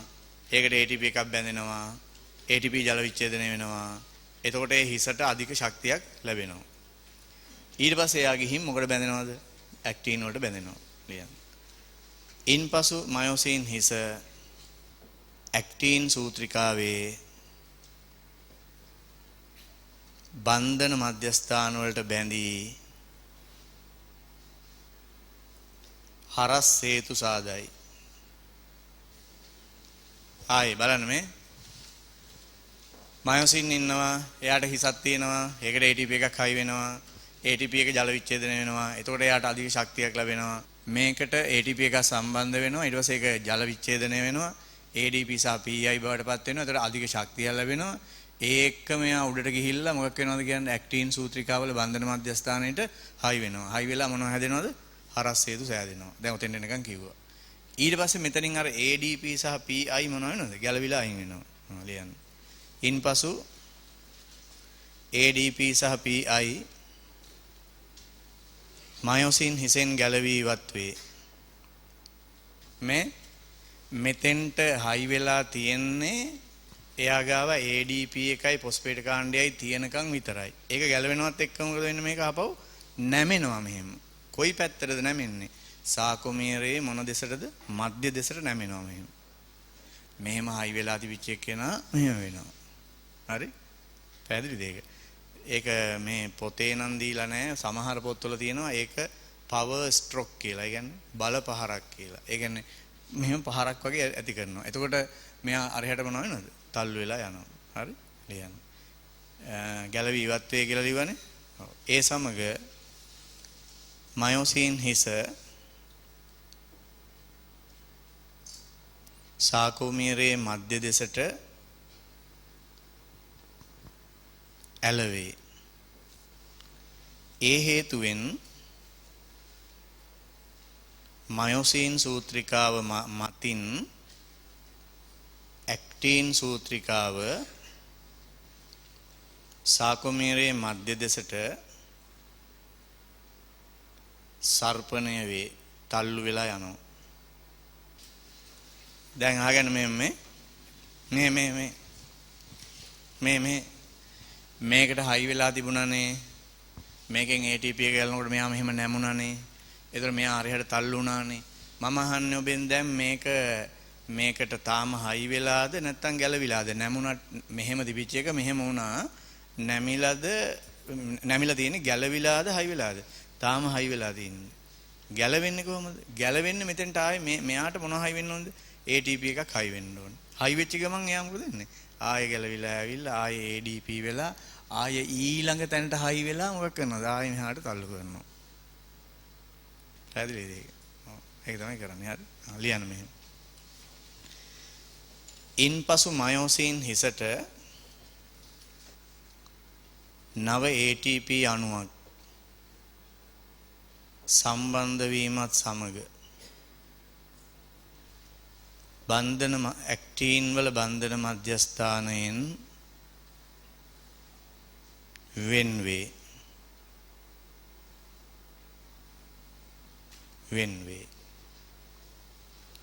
ඉන්පසුව නව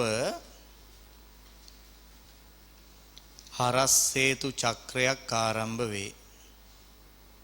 ඊළඟ කරන පේශි සංකෝචනය වීම සඳහා පුනරාවර්තී ලෙස සිදුවන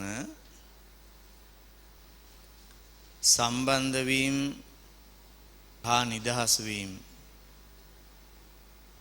චක්‍ර විශාල සංඛ්‍යාවක් අවශ්‍ය වෙයි.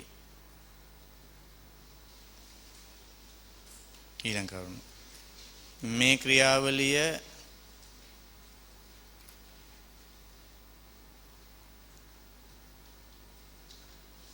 පේශි සෛලයේ සෑම පේශි කෙඳිත්තකම මුළු දිග ඔස්සේ සිදුවේ. මෙම සම්පූර්ණ ක්‍රියාවලිය සාකොමියරය කෙටි කරමින් සාකොමියරයේ එක් එක් අන්තයේ පිහිටි ඉසඩ් රේඛා එකිනෙක ළඟට අදිමින්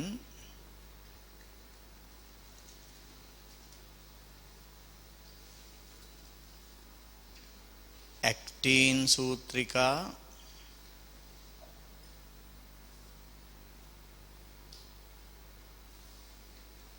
මයොසින් සූත්‍රිකා මත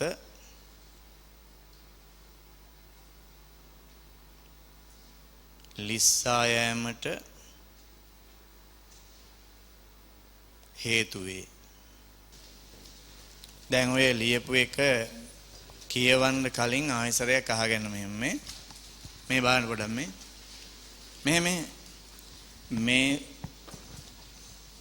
මේකයි අල්ලලා මෙහෙම කරනවා කියන්නේ හරි මේ දෙක කොහොම අල්ලලා මෙහෙම ලං කරනවා හරි. ඔව්. එතකොට මේක සංකෝචනය වෙලා තියෙන වෙලාවේදී මෙන්න මේ සූත්‍රිකාවයි මෙන්න මේ සූත්‍රිකාවයි අතර මේ හිදස තියෙන්නේ ඒක නැති වෙලා යනවා. ඒ කියන්නේ මේ දෙන්න මෙහෙම මොකක් වෙනවද ළඟට එනවා. එතකොට මේ ඉඩ මෙන්න මේ H කියන එක නැති වෙලාම යනවා. එතකොට මේ ඉඩ සම්පූර්ණයෙන්ම අඩු වෙනවා. අඩු වෙනකොට මේ දෙක මෙහෙම ළඟට එන එක වෙන්නේ. හරි. එතකොට සංකෝචනය කියන්නේ ඒකයි. එතකොට ඒක කරනු ලබන්නේ මේ මයොසින් මගින් ඇක්ටින්ව මොනවා කරනවද මධ්‍ය දෙසට තල්ලු කරන එකෙන්. පැහැදිලිද? ඒ තල්ලු කරන විදිහ තමයි අර මේ වාදයෙන් ගොඩක් ගැඹුරින් විස්තර කරේ. හරි. ඒකේ ආයිත් මුලින් ඉඳන් කිව්වොත් මේ වගේ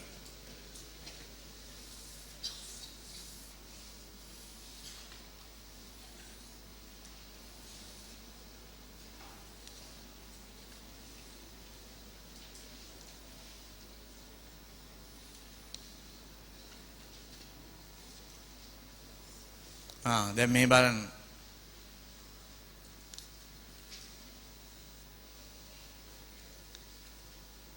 පේශියේ සාකොමීරයේ ඇතුලේ තියෙන්නේ මයොසින් සූත්‍රිකායි ඇක්ටින් සූත්‍රිකායි වෙන්නේ මයොසින් සූත්‍රිකා මතින් ඇක්ටින් සූත්‍රිකා මොනවා වෙනවද ඇතුලට ලිස්සලා යනවා.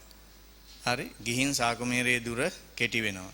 එතකොට මේකේ තියෙන මේ මයොසින් හිස කියන එකට ඔය සර්පණ සූත්‍රිකා වාදයේ විස්තර කරන්න කිව්වොත් එතනින් පටන් ගන්න. මේ හිසට මොකක් හයි වෙනවද?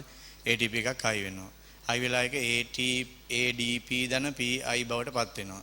පත් වුනහම මේකේ අධික ශක්තියක් ඇති වෙනවා. එතකොට මේක ගිහිල්ලා උඩින් තියෙන මොකද්ද? ඇක්ටින් සූත්‍රිකාවල තියෙනවා යම් බැඳෙන්න තැනක්. මේ ඕනෑම තැනකට බැඳෙන්න බෑ. මෙතෙන්ට බැඳෙනවා නම් ආය බන්ධන මධ්‍යස්ථානයේ තියෙන මෙතන. ඒතර බන්ධන මධ්‍යස්ථානයේ බැඳෙනවා. බැඳිලා මොකක් හදනවද? හරස් සේතුවක් ක්‍රොස් බ්‍රිජ් එකක් හදනවා.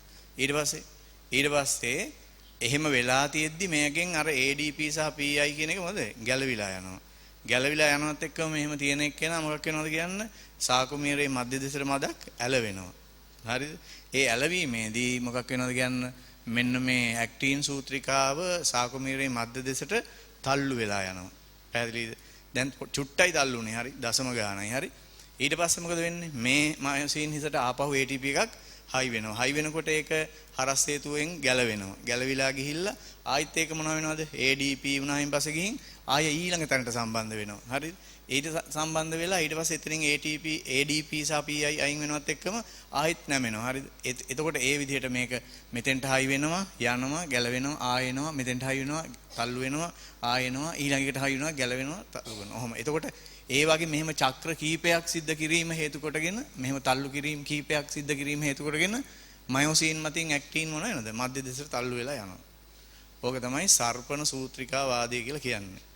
ඕක ඔය සර්පණය වෙනවා කියලා කියපුවාම ඕකෙන් කියවෙන්නේ ළමයි මේ ඇක්ටින් කෙටි වෙනවත් මයොසින් කෙටි වෙනවත් නෙමෙයි. මෙන්න මෙහෙම කතාවක්. අර අපි මේ ඕකේ ඔය ස්ලයිඩින් ෆිලමන්ට් තියරි කියලානේ ඕකේ ඉංග්‍රීසි වචනේ තියෙන්නේ. අර අපි ජනෙල් දානකොට මෙහෙම සමහර තැන්වල මේ ජනේලේ ඔහොම එළියට පියන අරින්න දාන්න පුළුවන්. පියන එළියට ඇරෙනවා. හරි. හැබැයි එතකොට එහා පැත්තේ අයට කරදරයක් නම් ඒක හරිද? එහෙම දාන්න නැතුව මෙහෙම දාන්නත් පුළුවන්. ජනෙල් පියන් දෙක මෙහෙම හදලා මේ එකක් ෆික්ස්. හරිද? අනිත් එක විතරක් ඇරෙනවා මෙහෙම. ඔහොම. මේක ඇරියාම මොකද වෙන්නේ කියන්නේ? මේ වීදුරු තහඩුව මොකද වෙන්නේ? මේ වීදුරු තහඩුව අස්සට යනවා එහෙමද? අර ඕලු වීදුරු තහඩුවක් අතර වීදුරු තහඩුවක් කියන්නේ කොහොමද? වීදුරු තහඩුව අස්සට යන්නේ නැහැ. මොකද වෙන්නේ කියන්නේ? ඒක මතු පිටින් ඒකට සමාන්තරව පිහිටනවා ඔහොම. ඒතර මේ පැත්තේ ජනෙලේ ඇරෙනවා. මේවට කියන්නේ මොනවා කියලාද? ස්ලයිඩින් ජනෙල. ස්ලයිඩින් කියලා තමයි කියන්නේ. මේව හද නැහැ කෙලින්ම අහනකොට අහන්නේ මෙහෙම පියන් ඇරෙන්නද ඕනේ නැත්නම් මොකද්ද? ස්ලයිඩින් දෝනේ කියලා අහන්නේ. හරි. ස්ලයිඩින් කියලා කියන්නේ. හරි. එහෙනම් අතන වෙන්නේ ඒකමයිනේ. මොකද්ද වෙන්නේ? මොකද්ද වෙන්නේ කියන්නේ? මයොසින් එක හොම්ම තියෙද්දි මොකක් වෙනවද? මයොසින් එක හැම්ම තියෙද්දි මොකක් වෙනවද? ඇක්ටින් එක ඒක උඩට යනවා. ඒකයි වෙන්නේ. ස්ලයිඩින් කියන්නේ ඒකයි. හරි. ස්ලයිඩින් මොනවද? ෆිලමන්ට්. ඒක මොනවද? සූත්‍රිකාව තමයි මොන වෙන්නේද? ස්ලයිඩින් වෙන්නේ. ස්ලයිඩින් වින්ඩෝ නෙමෙයි. ස්ලයිඩින් ෆිලමන්ට්. දැන් ඔක ආයෙ මුලින්නම් බලන් යන්න ඕන. සර්පණ සූත්‍රිකා වාදය. කැල්සියම් ධන දෙක වැදගත් වෙනවා වගේම වෙනත් ප්‍රෝටීනද වැදගත් වේ කියලා. මුකුත් එන්හා දීලා නැහැ. ඒ හින්දා ඒ කතාව මම ආයෙසරයක් පොඩ්ඩක් කියන්නම් මෙන්න මෙහෙම. හොඳේ? හොඳට අහගන්න. හරිද? හොඳට අහගන්න. සාමාන්‍යයෙන් ළමයි මේ වැඩේ පටන් ගන්න මේක අරහෙට තල්ලු කරන්න එපා. තල්ලු කරන්න මෙයා ගිහින් මෙතෙන්ට හයි වෙලා එපා. තල්ලු කරන්න හයි වෙන්න අවශ්‍යතා දෙකක් තියෙන්න ඕනේ. එකක් තමයි මේකට ATP එකක් හයි වෙලා ඒක මොනවා වෙන්න ඕනේද? ADP දන PI බවට පත් වෙන්න ඕනේ. අනිත් අතට මේ පැත්තේ අවශ්‍යතාවයක් තියෙනවා. ඒක ඔය නෝට් එකේ කොහෙවත් නැහැ දීලා නැහැ. මෙතන තියෙනවා මෙන්න මෙහෙම මේ ප්‍රෝටීන එකකින් තව ලොකු ප්‍රෝටීන එකකින් මේ අර බයින්ඩින් සයිට් එක වැහිලා තියෙන්නේ. හරි. ඔව්. ඒ ප්‍රෝටීනේට කියනවා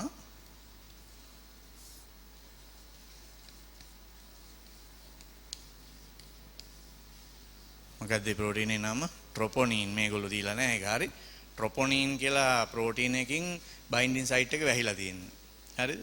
එහෙම වැහිලා තිබුණොත් ATP තිබ්බත් ගිහින් මෙයාට මොනවා වෙන්න බෑද? හයි වෙන්න බෑ. ඒ හින්දා සංකෝචනය පටන් ගන්නකොට වැඩ දෙකක් එකවර වෙනවා. මෙයා සක්‍රිය වෙනවා වගේම මෙන්න මේ ට්‍රොපොනින් මොනවා වෙනවද? ගැලවිලා අයින් වෙනවා. ට්‍රොපොනින් ගැලවිලා අයින් වෙන්න මොනවා අවශ්‍යයිද? කැල්සියම් අවශ්‍යයි. හරිද? ඒ කියන්නේ පේශි සංකෝචනයක් වෙනකොට දැන් මගේ පේශිය සංකෝචනය වෙන්නේ මගේ පේශියට ආවේගයක් ආපු නිසානේ. නිකන් සංකෝචනය වෙන්නේ නැහනේ. ආවේගයක් ආපු ගමන්ම හරිද? පේශිය ඇතුලේ තියෙන මේ සිනිඳු අන්තප්ලාස්මීය ජාලිකා තියෙන්නේ SCR ඒ වයින් කැල්සියම් නිදහස් කරනවා. ඔය දැන් ඔයක නොලියපු ඒවා කැල්සියම් නිදහස් කරනවා. ඒ කැල්සියම් මගින් මොකද කරන්නේ? කෙලින්ම අන්නරයව අයින් කරනවා. කවුද? ට්‍රොපොනින් අයින් කරනවා. ට්‍රොපොනින් අයින් කරුව ගමන් බන්ධන මධ්‍යස්ථානයේ නිදහස් වෙනවා. එතකොට තමයි හරියට සම්බන්ධ වෙන්න පුළුවන් වෙන්න ඕන. පැහැදිලිද? හැබැයි ඒ හා සමාන අදහසක් මේකේ කියලා තියෙනවා. මොනවද කියලා කියන්නේ නැතුව. ඒ කියන්නේ තව ප්‍රෝටීන දායක වෙනවා කියලා කියවෙලා තියෙනවා. කැල්සියම් අයන දායක වෙනවා කියලා කියලා තියෙනවා. හරි? ඔව්. ඒ හින්දා අපි ඒක ලියලා තියමු. ලියන්න.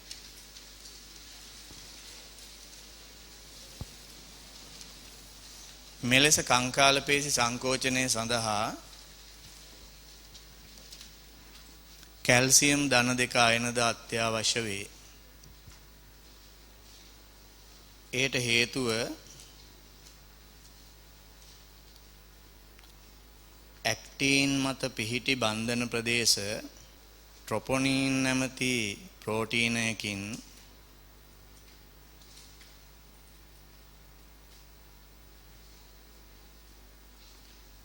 ආවරණය වී පැවතීම සහ කැල්සියම් මගින්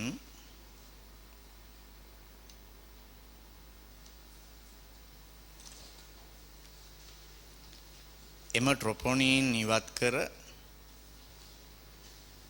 ඇක්ටින් වල බන්ධන ප්‍රදේශ නිරාවරණය කරයි. මෙහි පොඩ්ඩක් බලන්න. මේ දැන් මේ මයෝසින් වල මයෝසීන් හිසට මෙතෙන්ට සම්බන්ධ වෙන්න පුළුවන්. මේ තියෙන නම මොකද්ද? ඇක්ටින් වල බන්ධන මධ්‍යස්ථානය. හැබැයි ඒක කවර් වෙලා තියෙනවලු ට්‍රොපොනින් කියලා ප්‍රෝටීන එකකින්. කැල්සියම් අයන ආවහම කැල්සියම් අයන මගින් ට්‍රොපොනින් ගලවලා අයින් කරනවා. එතකොට බන්ධන මධ්‍යස්ථානය මොන වෙනවද කියන්නේ? නිදහස් වෙනවා. එතකොට තමයි මෙයාට ගිහින් හයි වෙන්න පුළුවන්. එහෙනම් කැල්සියම් නැති වුණොත් ATP තිබුණට මොනවා වෙන්න බෑද? පේශි සංකෝචනය වෙන්න බෑ. හේතුව මෙයාට ගිහින් මොකට හයි වෙන්න අවස්ථාවක් නැතුව යනවද? බන්ධන මධ්‍යස්ථානයේ හයි වෙන්න අවස්ථාවක් නැහැ. එතකොට හරස් හේතු හැදෙන්නේ නැහැ. එහෙම වුණොත් මෙයාට තල්ලු කරන්නේ නැහැ. එහෙම වුණොත් සාකුමීරේ සංකෝචනය වෙන්නේ නැහැ. ඒ කියන්නේ පේශිය සංකෝචනය වෙන්නේ නැහැ. හරිනේ? දැන් මේ ටික ආපහු මුලින් ඉඳන් ඔයගොල්ලන්ට තනියම කියන්න පුළුවන් මේ කියන කතාව ඇක්ටින් මයොසින් කතාව සාකුමීරේ කොහොමද සංකෝචනය වෙන්නේ සර්පණ සූත්‍රිකා වාදයේ කොහොමද ක්‍රියාත්මක වෙන්නේ මේක ඇතුලේ තියෙන ටික පුළුවන්ද මෙතන තියෙන ටික මේක ඇතුලේ තියෙන ටික කියන්නකෝ හරිම කෙටියෙන් කියයකම බලනොද ඇක්ටින් සහ මයොසින් තමයි මේකේ අදාළ කාර්යභාරය ඉටු කරන්නේ තල්ලු වෙන එක්කෙනා ඇක්ටින් තල්ලු කරන එක්කෙනා මයොසින් එච්චරයි තල්ලු කරන්නේ මයොසින් තල්ලු වෙලා යන්නේ කවුද? ඇක්ටින්. මෙහෙම දෙපැත්තේ තියෙන ඇක්ටින් ඉසඩ් රේඛා දෙකත් එක්කම මැද්දට ඇදලා මොකක් වෙනවද? සාකුමීරේ දුර අඩු වෙන හින්දා තමයි පේශිය සංකෝචනය වෙන්නේ. ඒතර ඒකෙදි කාර්යභාරයක් ඉටු කරනවා කවුද? මයොසින් වල හිස. අන්න ඒ ටික මතක තියෙන්න ඕනේ. හිසට මොනවද? ATP එකක් හයි වෙන එක. ADP ධන PI බවට පත්වීම. ඊට පස්සේ ඒක ගිහිල්ලා ඇක්ටින් වල බන්ධන මධ්‍යස්ථානයට හයි වෙන එක. හරස් හේතු සෑදීම. එහෙම ඉන්න වෙලාවේ ADP PI ගැලවිලා අයින් වෙන එක. එතකොට එයාගේ ඔළුව ටිකක් කොහොම ගැස්සෙනවා. පැහැදිලිද ඒක? හරි. ඔව්. මෙහෙම දිවිච්ච ඔළුව මෙහෙම වෙනවා. හරි. ඔව්. එතකොට මොකද වෙන්නේ කියන්නේ? එතකොට ඇක්ටින් එක එහාට තල්ලු වෙලා යනවා. එහෙම එකපාරක් තල්ලු කළාට මේක කෙටි වෙන්නේ නැහැ. එකපාරක් තල්ලු කරලා කෙටි වෙන්නේ නැහනේ. පැහැදිලිද? සෑහෙන වෙලා මේ අර මේක තල්ලු කරන් එනවා වගේ සෑහෙන තල්ලු කරන්න ඕනේ. හරි. එන් තල්ලු කරන්න ආයෙ ගැලවෙන්න එපා. ඔව්. ආයෙ ගැලවෙන්න ආයෙ ATP එකක් හයි වෙන්න ඕනේ. හයි වෙලා ඊට පස්සේ අර ADP වෙලා දෙවෙනි චක්‍රේ පටන් ගන්නවා. දෙවෙනි චක්‍රේ. දෙවෙනි හරස් හේතුව හදනවා දෙවෙනි බන්ධන මධ්‍යස්ථානයේ. දෙවෙනි තල්ලු ඇති කරනවා. ඊට පස්සේ තුන්වෙනි එක, හතරවෙනි එක ආදී වශයෙන් තල්ලු ගොඩක් කරනකොට මෙයා එහාට තල්ලු වෙලා යනවා. එච්චරයි. මේ දක්න ලැබෙන්නේ මිනිසාගේ හිස් කබල මේ හිස් කබලේ දැන් ඔබ දන්න කොටස් ටික හඳුනා ගැනීමට උත්සාහ කරන්න මේ පේන්නේ පාර්ශ්වික පෙනුම මේ පාර්ශ්වික පෙනුමේ දකින්න ලැබෙනවා පාර්ශ්ව කපාලාස්තිය ලලාටාස්තිය ශංකකාස්තිය ජිද්‍රාස්තිය යුග වක්‍රය යුගාස්තිය ඌර්ධ වහනුකාස්තිය සහ අධෝහනුකාස්තිය මෙන්න මේ නිල් පාටින් දැක්වෙන කොටස දිහා අවධානයෙන් බලන්න මේ නිල් පාටින් දැක්වෙන කොටස ගත්තහම අන්න ඒ කොටස තමයි හිස් කබලේ කපාලයට අයිති වන කොටස වන්නේ නැත්නම් ක්‍රානියල් බෝන්ස් කියලා හඳුන්වනු ලබන්නේ කපාල අස්ථි ටික ඒ කපාල අස්ථියටකින් සමන්විත වන කපාලයට අයත් ප්‍රදේශය තමයි මෙහි නිල් පාටින් දකින්න ලැබෙන්නේ දැන් මුහුණ සාධන අස්ථි ටික දිහා බලමු අපි. දැන් ඔබට නිල් පාටින් දකින්න ලැබෙන්නේ මුහුණ සෑදීම සඳහා දායක වන අස්ථි කැබලි 14කින් තමයි වක්ත්‍රාස්ථි සමන්විත වන්නේ. මේ දකින්න ලැබෙන්නේ හිස් කබලේ එකිනෙක අස්ථි සංධානය වන තැන්වල පිහිටන සීවනි ලෙස හඳුන්වන්නා වූ සංධි මේවා මිනිසාගේ හිස් කබලේ පවතින හිස් කබලේ වූ අස්ථි එකිනෙක සංධි වන නමුත් ඒවා විශේෂයෙන්ම චලනය කළ නොහැකි සංධි ලෙසයි හඳුන්වනු ලබන්නේ. දැන් හිස් කබලේ අදරියව බලපුවාම දකින්න ලැබෙනවා මධ්‍ය අදලිය ලෙස පිහිටන මහා ජිත්‍රය. ඒ මහා ජිත්‍රය තමයි මෙහි ඔබට නිල් පාටින් දැකිය හැකි වන්නේ. තව ඊට අමතරව සිදුරු කීපයක් තියෙනවා. මින් අපිට ඊටම වැදගත් වෙන්නේ මහා ජිත්‍රය කියන සිදුර.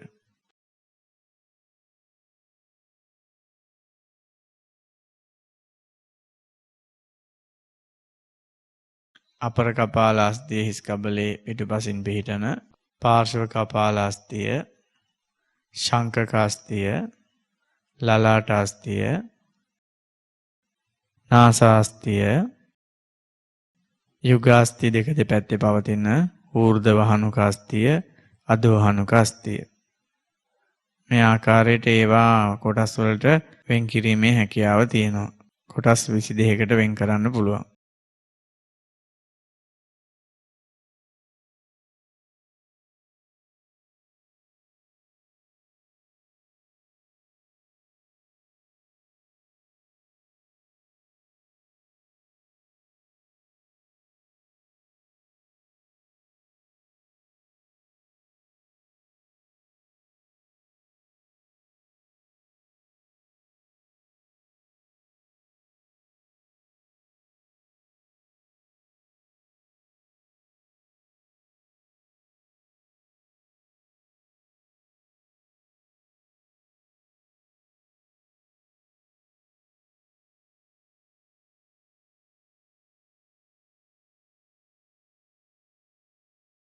මෙහි රතු පාටින් පෙන්ලා තියෙන්නේ කීලාස්තිය. ඒ කීලාස්තියට පහලින් තැඹිලි පාටින් පෙන්ලා තියෙන්නේ ටෙම්පෝරල් බෝන් ලෙස නම් කරලා තියෙන්නේ ශංකකාස්තිය. එත්මොයිඩ් බෝන් එක ලෙස හඳුන්වලා තියෙනවා. ඒක අපි හඳුන්වන්නේ ජිද්‍රාස්තිය ලෙස. ලැක්‍රිමල් බෝන් එක කියලා කියන්නේ ආශ්‍රය අස්ති කියලා හඳුන්වන අස්ති ටික. නැවතත් ස්කබලේ පවතිනා වූ අස්ති එකිනෙක සංධානය වීමෙන් ස්කබල නිර්මාණය වන ආකාරය.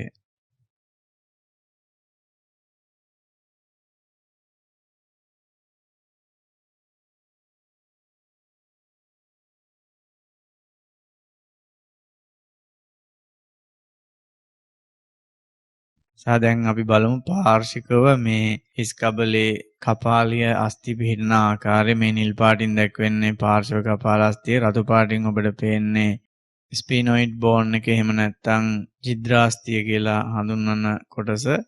ඊළඟට ටෙම්පෝරල් බෝන් කියලා නම් කරලා තියෙන්නේ ශංකකාස්තිය. ඊට පස්සේ දම් පාටින් පේන ඔක්සිපිටල් බෝන් කියලා දක්වලා තියෙන්නේ අපර කපාල අස්ථිය. ඊළඟට මෙහි තව දකින්න පුළුවන් මැක්සිලා කියලා නම් කරලා තියෙන ඌර්ධ වහනුකාස්තිය, වගේම මැන්ඩිබල් කියලා නම් කරලා තියෙන අධෝහනුකාස්තිය. ඊළඟට සයිගොමැටික් බෝන් එක එහෙම නැත්නම් යුගාස්තිය කියන එකත් පාර්ශ්වික පෙනුමේ දැකිය හැකි වෙනවා. නැවත මේ ආකාරයට වෙන් වෙලා යන ආකාරය පෙන්වන්න පුළුවන් ස්කබලේ පවතින අස්ථි සමූහය.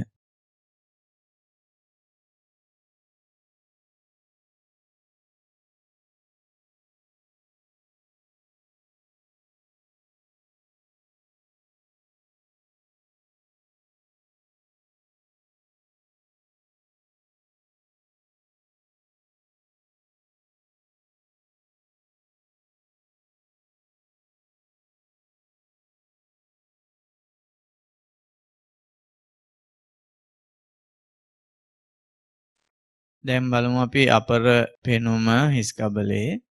අපර පෙනුමේ දකින්න ලැබෙනවා මෙහි දම් පාටින් පෙන්වන අපර කපාල අස්ථිය. දෙපැත්තෙන් පෙනෙන්න තියෙනවා ටෙම්පෝරල් බෝන් ලෙස හඳුන්වන ලබන ශංකකාස්ති දෙක.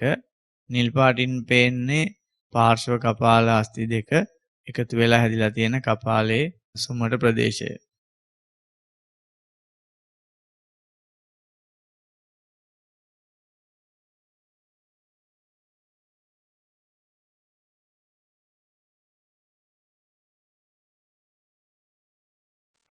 කපාලයේ උත්තර ප්‍රදේශයට ගියොත් දෙපස පවතින පාර්ශ්ව කපාල අස්ථි සීවනිය මගින් මධ්‍ය සීවනිය මගින් සම්දානය වෙලා තියෙන ආකාරය සහ ඉදිරියේ කොළ පාටින් පේන්නේ ලලාටාස්තිය. ලලාටාස්තියත් පාර්ශ්ව කපාල අස්ථි දෙකත් අපර කපාල අස්ථියත් උත්තරව බලපුවාම හඳුනාගත හැකි වෙනවා. දැන් ස්කබලේ අපි ඉහළින් කපලා කපාලයට අයිති අස්ථි ටික කපලා අයින් කළොත් මෙන්න මෙහෙම කපාලයේ පතුල දැකිය හැකි වෙනවා. දැන් මේ කපාලයේ පතුලේ මේ නිල් පාටින් පෙන්වන්නේ පැරයිටල් බෝන්ස්. එහෙම නැත්නම් පාර්ශ්ව කපාල අස්ථි දෙක දෙපැත්තෙන් තියෙන්නේ. ඊළඟට තියෙනවා ටෙම්පෝරල් බෝන් ලෙස හඳුන්වන ලබන කහ පාටින් පෙන්ලා තියෙන ශංකක අස්ථි දෙක දෙපැත්තේ පිහිටලා තියෙන ආකාරය. ඊළඟට පෙන්වනවා දම් පාටින් ඔක්සිපිටල් බෝන් එක. එහෙම නැත්නම් අපර කපාල අස්ථිය. අපර කපාල අස්ථිය මැද දකින්න ලැබෙනවා සුසුම්නාව පිටවීම සඳහා පවතින මහා ජිද්‍රය.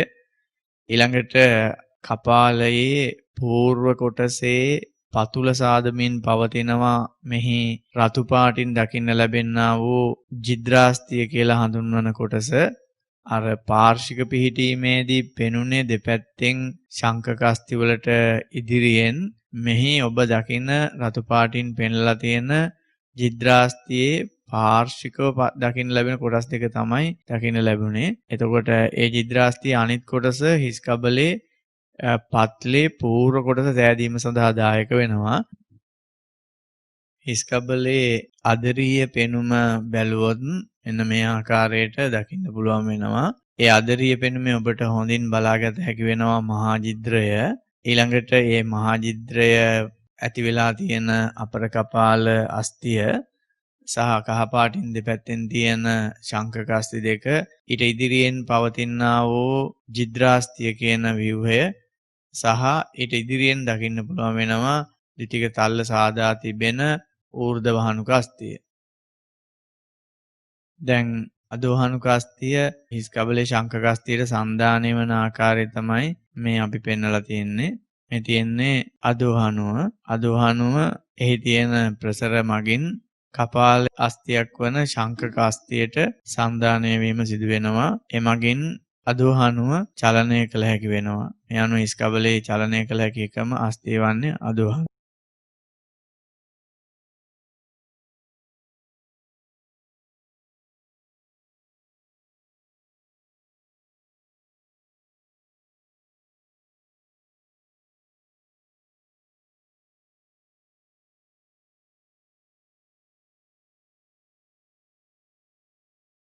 මිනිසාගේ ඇට්ලස් කශේරුව සලකපුවාම කශේරුකා දේහයක් රහිත මුදුවක ආකාරයෙන් දැකිය හැකි වන කශේරුකාවක්. මෙය කශේරුවේ මුලින්ම පවතින කශේරුකාව. එතෙන් සිට කශේරුවේ කශේරුකා රාශියක් එකතු වීමෙන් තමයි කශේරුව නිර්මාණය වෙන්නේ. කශේරුව එකිනෙක පුරුක් වලින් සම්බන්ධ වෙච්ච දන්වැලක් ආකාරයටයි ක්‍රියා කරන්නේ. ඇට්ලස් එක තමයි එහි පළවෙනි කශේරුකාව වෙන්නේ. කශේරුව මිනිස් දේහයේ මධ්‍ය අක්ෂය ඔස්සේ පෘෂ්ඨීයව පිහිටනවා. ඇට්ලස් කශේරුකාවේ මේ රතු පාටින් පෙන්වන්නේ උත්තර සන්දාන පෘෂ්ඨ දෙක. ඒකට හිස් කබලේ තියෙන අදර සන්දාන ප්‍රසර දෙක සන්දානය වීම සිදු වෙනවා. එමගින් හිස් කබලේ සම්පූර්ණ බර දරා ගනු ලබන්නේ ඇට්ලස් කශේරුකාව විසින්. ඇට්ලස් කශේරුකාව අක්ෂ කශේරුකාව සමග සන්දානය වෙනවා දන්තාකාර ප්‍රසරය මගින්. ඉන් පස්සේ තමයි හිස් කබල ඇට්ලස් හි සන්දානය වීම වෙන්නේ. මිනිසාගේ කශේරුව දේහයේ මධ්‍ය පෘෂ්ඨීය රේඛාවේ ඔස්සේ පිහිටන්නා වූ ශක්තිමත් සුනම්‍ය දණ්ඩක්. මේ කශේරුව සමන්විත වන්නේ කශේරුකා 33කින්. ඒ කශේරුකා උත්තර සන්දාන සහ අදර සන්දාන පෘෂ්ඨ මගින් එකිනෙක සම්බන්ධ වෙලා දාමයක් ලෙස පිළියෙල වීමෙන් කශේරුව සෑදෙන්නේ. කශේරුකා සමූහය අපරව එකිනෙක සම්බන්ධ වෙලා පවතින බන්ධනි වලින් කශේරුකා දේහ එකිනෙක සම්බන්ධ කරමින් මේ දේහ දෙකක් අතර පිහිටනවා අන්තර් කශේරුක මඩල. ගෙල ප්‍රදේශයට ආසන්නව ගත්තොත් ග්‍රයිවී කශේරුකා 7ක් දැකිය හැකි වෙනවා. උරස් ප්‍රදේශයේ උරස් කශේරුකා 12ක් දැකිය හැකි වෙනවා. කටි ප්‍රදේශයේ සමන්විත වන්නේ කශේරුකා 5කින්. ත්‍රිකාස්තිය සමන්විත වන්නේ එකිනෙක සංයුක්ත වූ කශේරුකා 5කින්. අනුත්‍රිකාස්තිය සමන්විත වන්නේ එකිනෙක සංයුක්ත වෙච්ච කශේරුකා 4කින්. කශේරුවේ වූ කශේරුකා වල පවතින කශේරුක ජිද්‍ර එකිනෙක මත සමපාත වීමෙන් කශේරුක නාලය ලෙස හඳුන්වන විවරයක් සෑදෙනවා. ඒ කශේරුක නාලය ඔස්සේ සුසුම්නාව ආරක්ෂිතව ගමන් කරනවා. අන්තර් කශේරුක ජිද්‍ර හරහා සුසුම්නාවේ සිට ආරම්භ වන සුසුම්නා ස්නායු පිටවීම සිදු වෙනවා. සුසුම්නාව ඔස්සේ එන ආවේග අන්තර් කශේරුක ජිද්‍ර හරහා පිට වෙන ස්නායු ඔස්සේ ගමන් කිරීම සිදු වෙනවා. කශේරුවේ පූර්ව දෙසින් බලපුවාම අවතල වන ත්‍රිකාස්තික වක්‍රය සහ උරස් වක්‍රය දැකිය හැකි වෙනවා.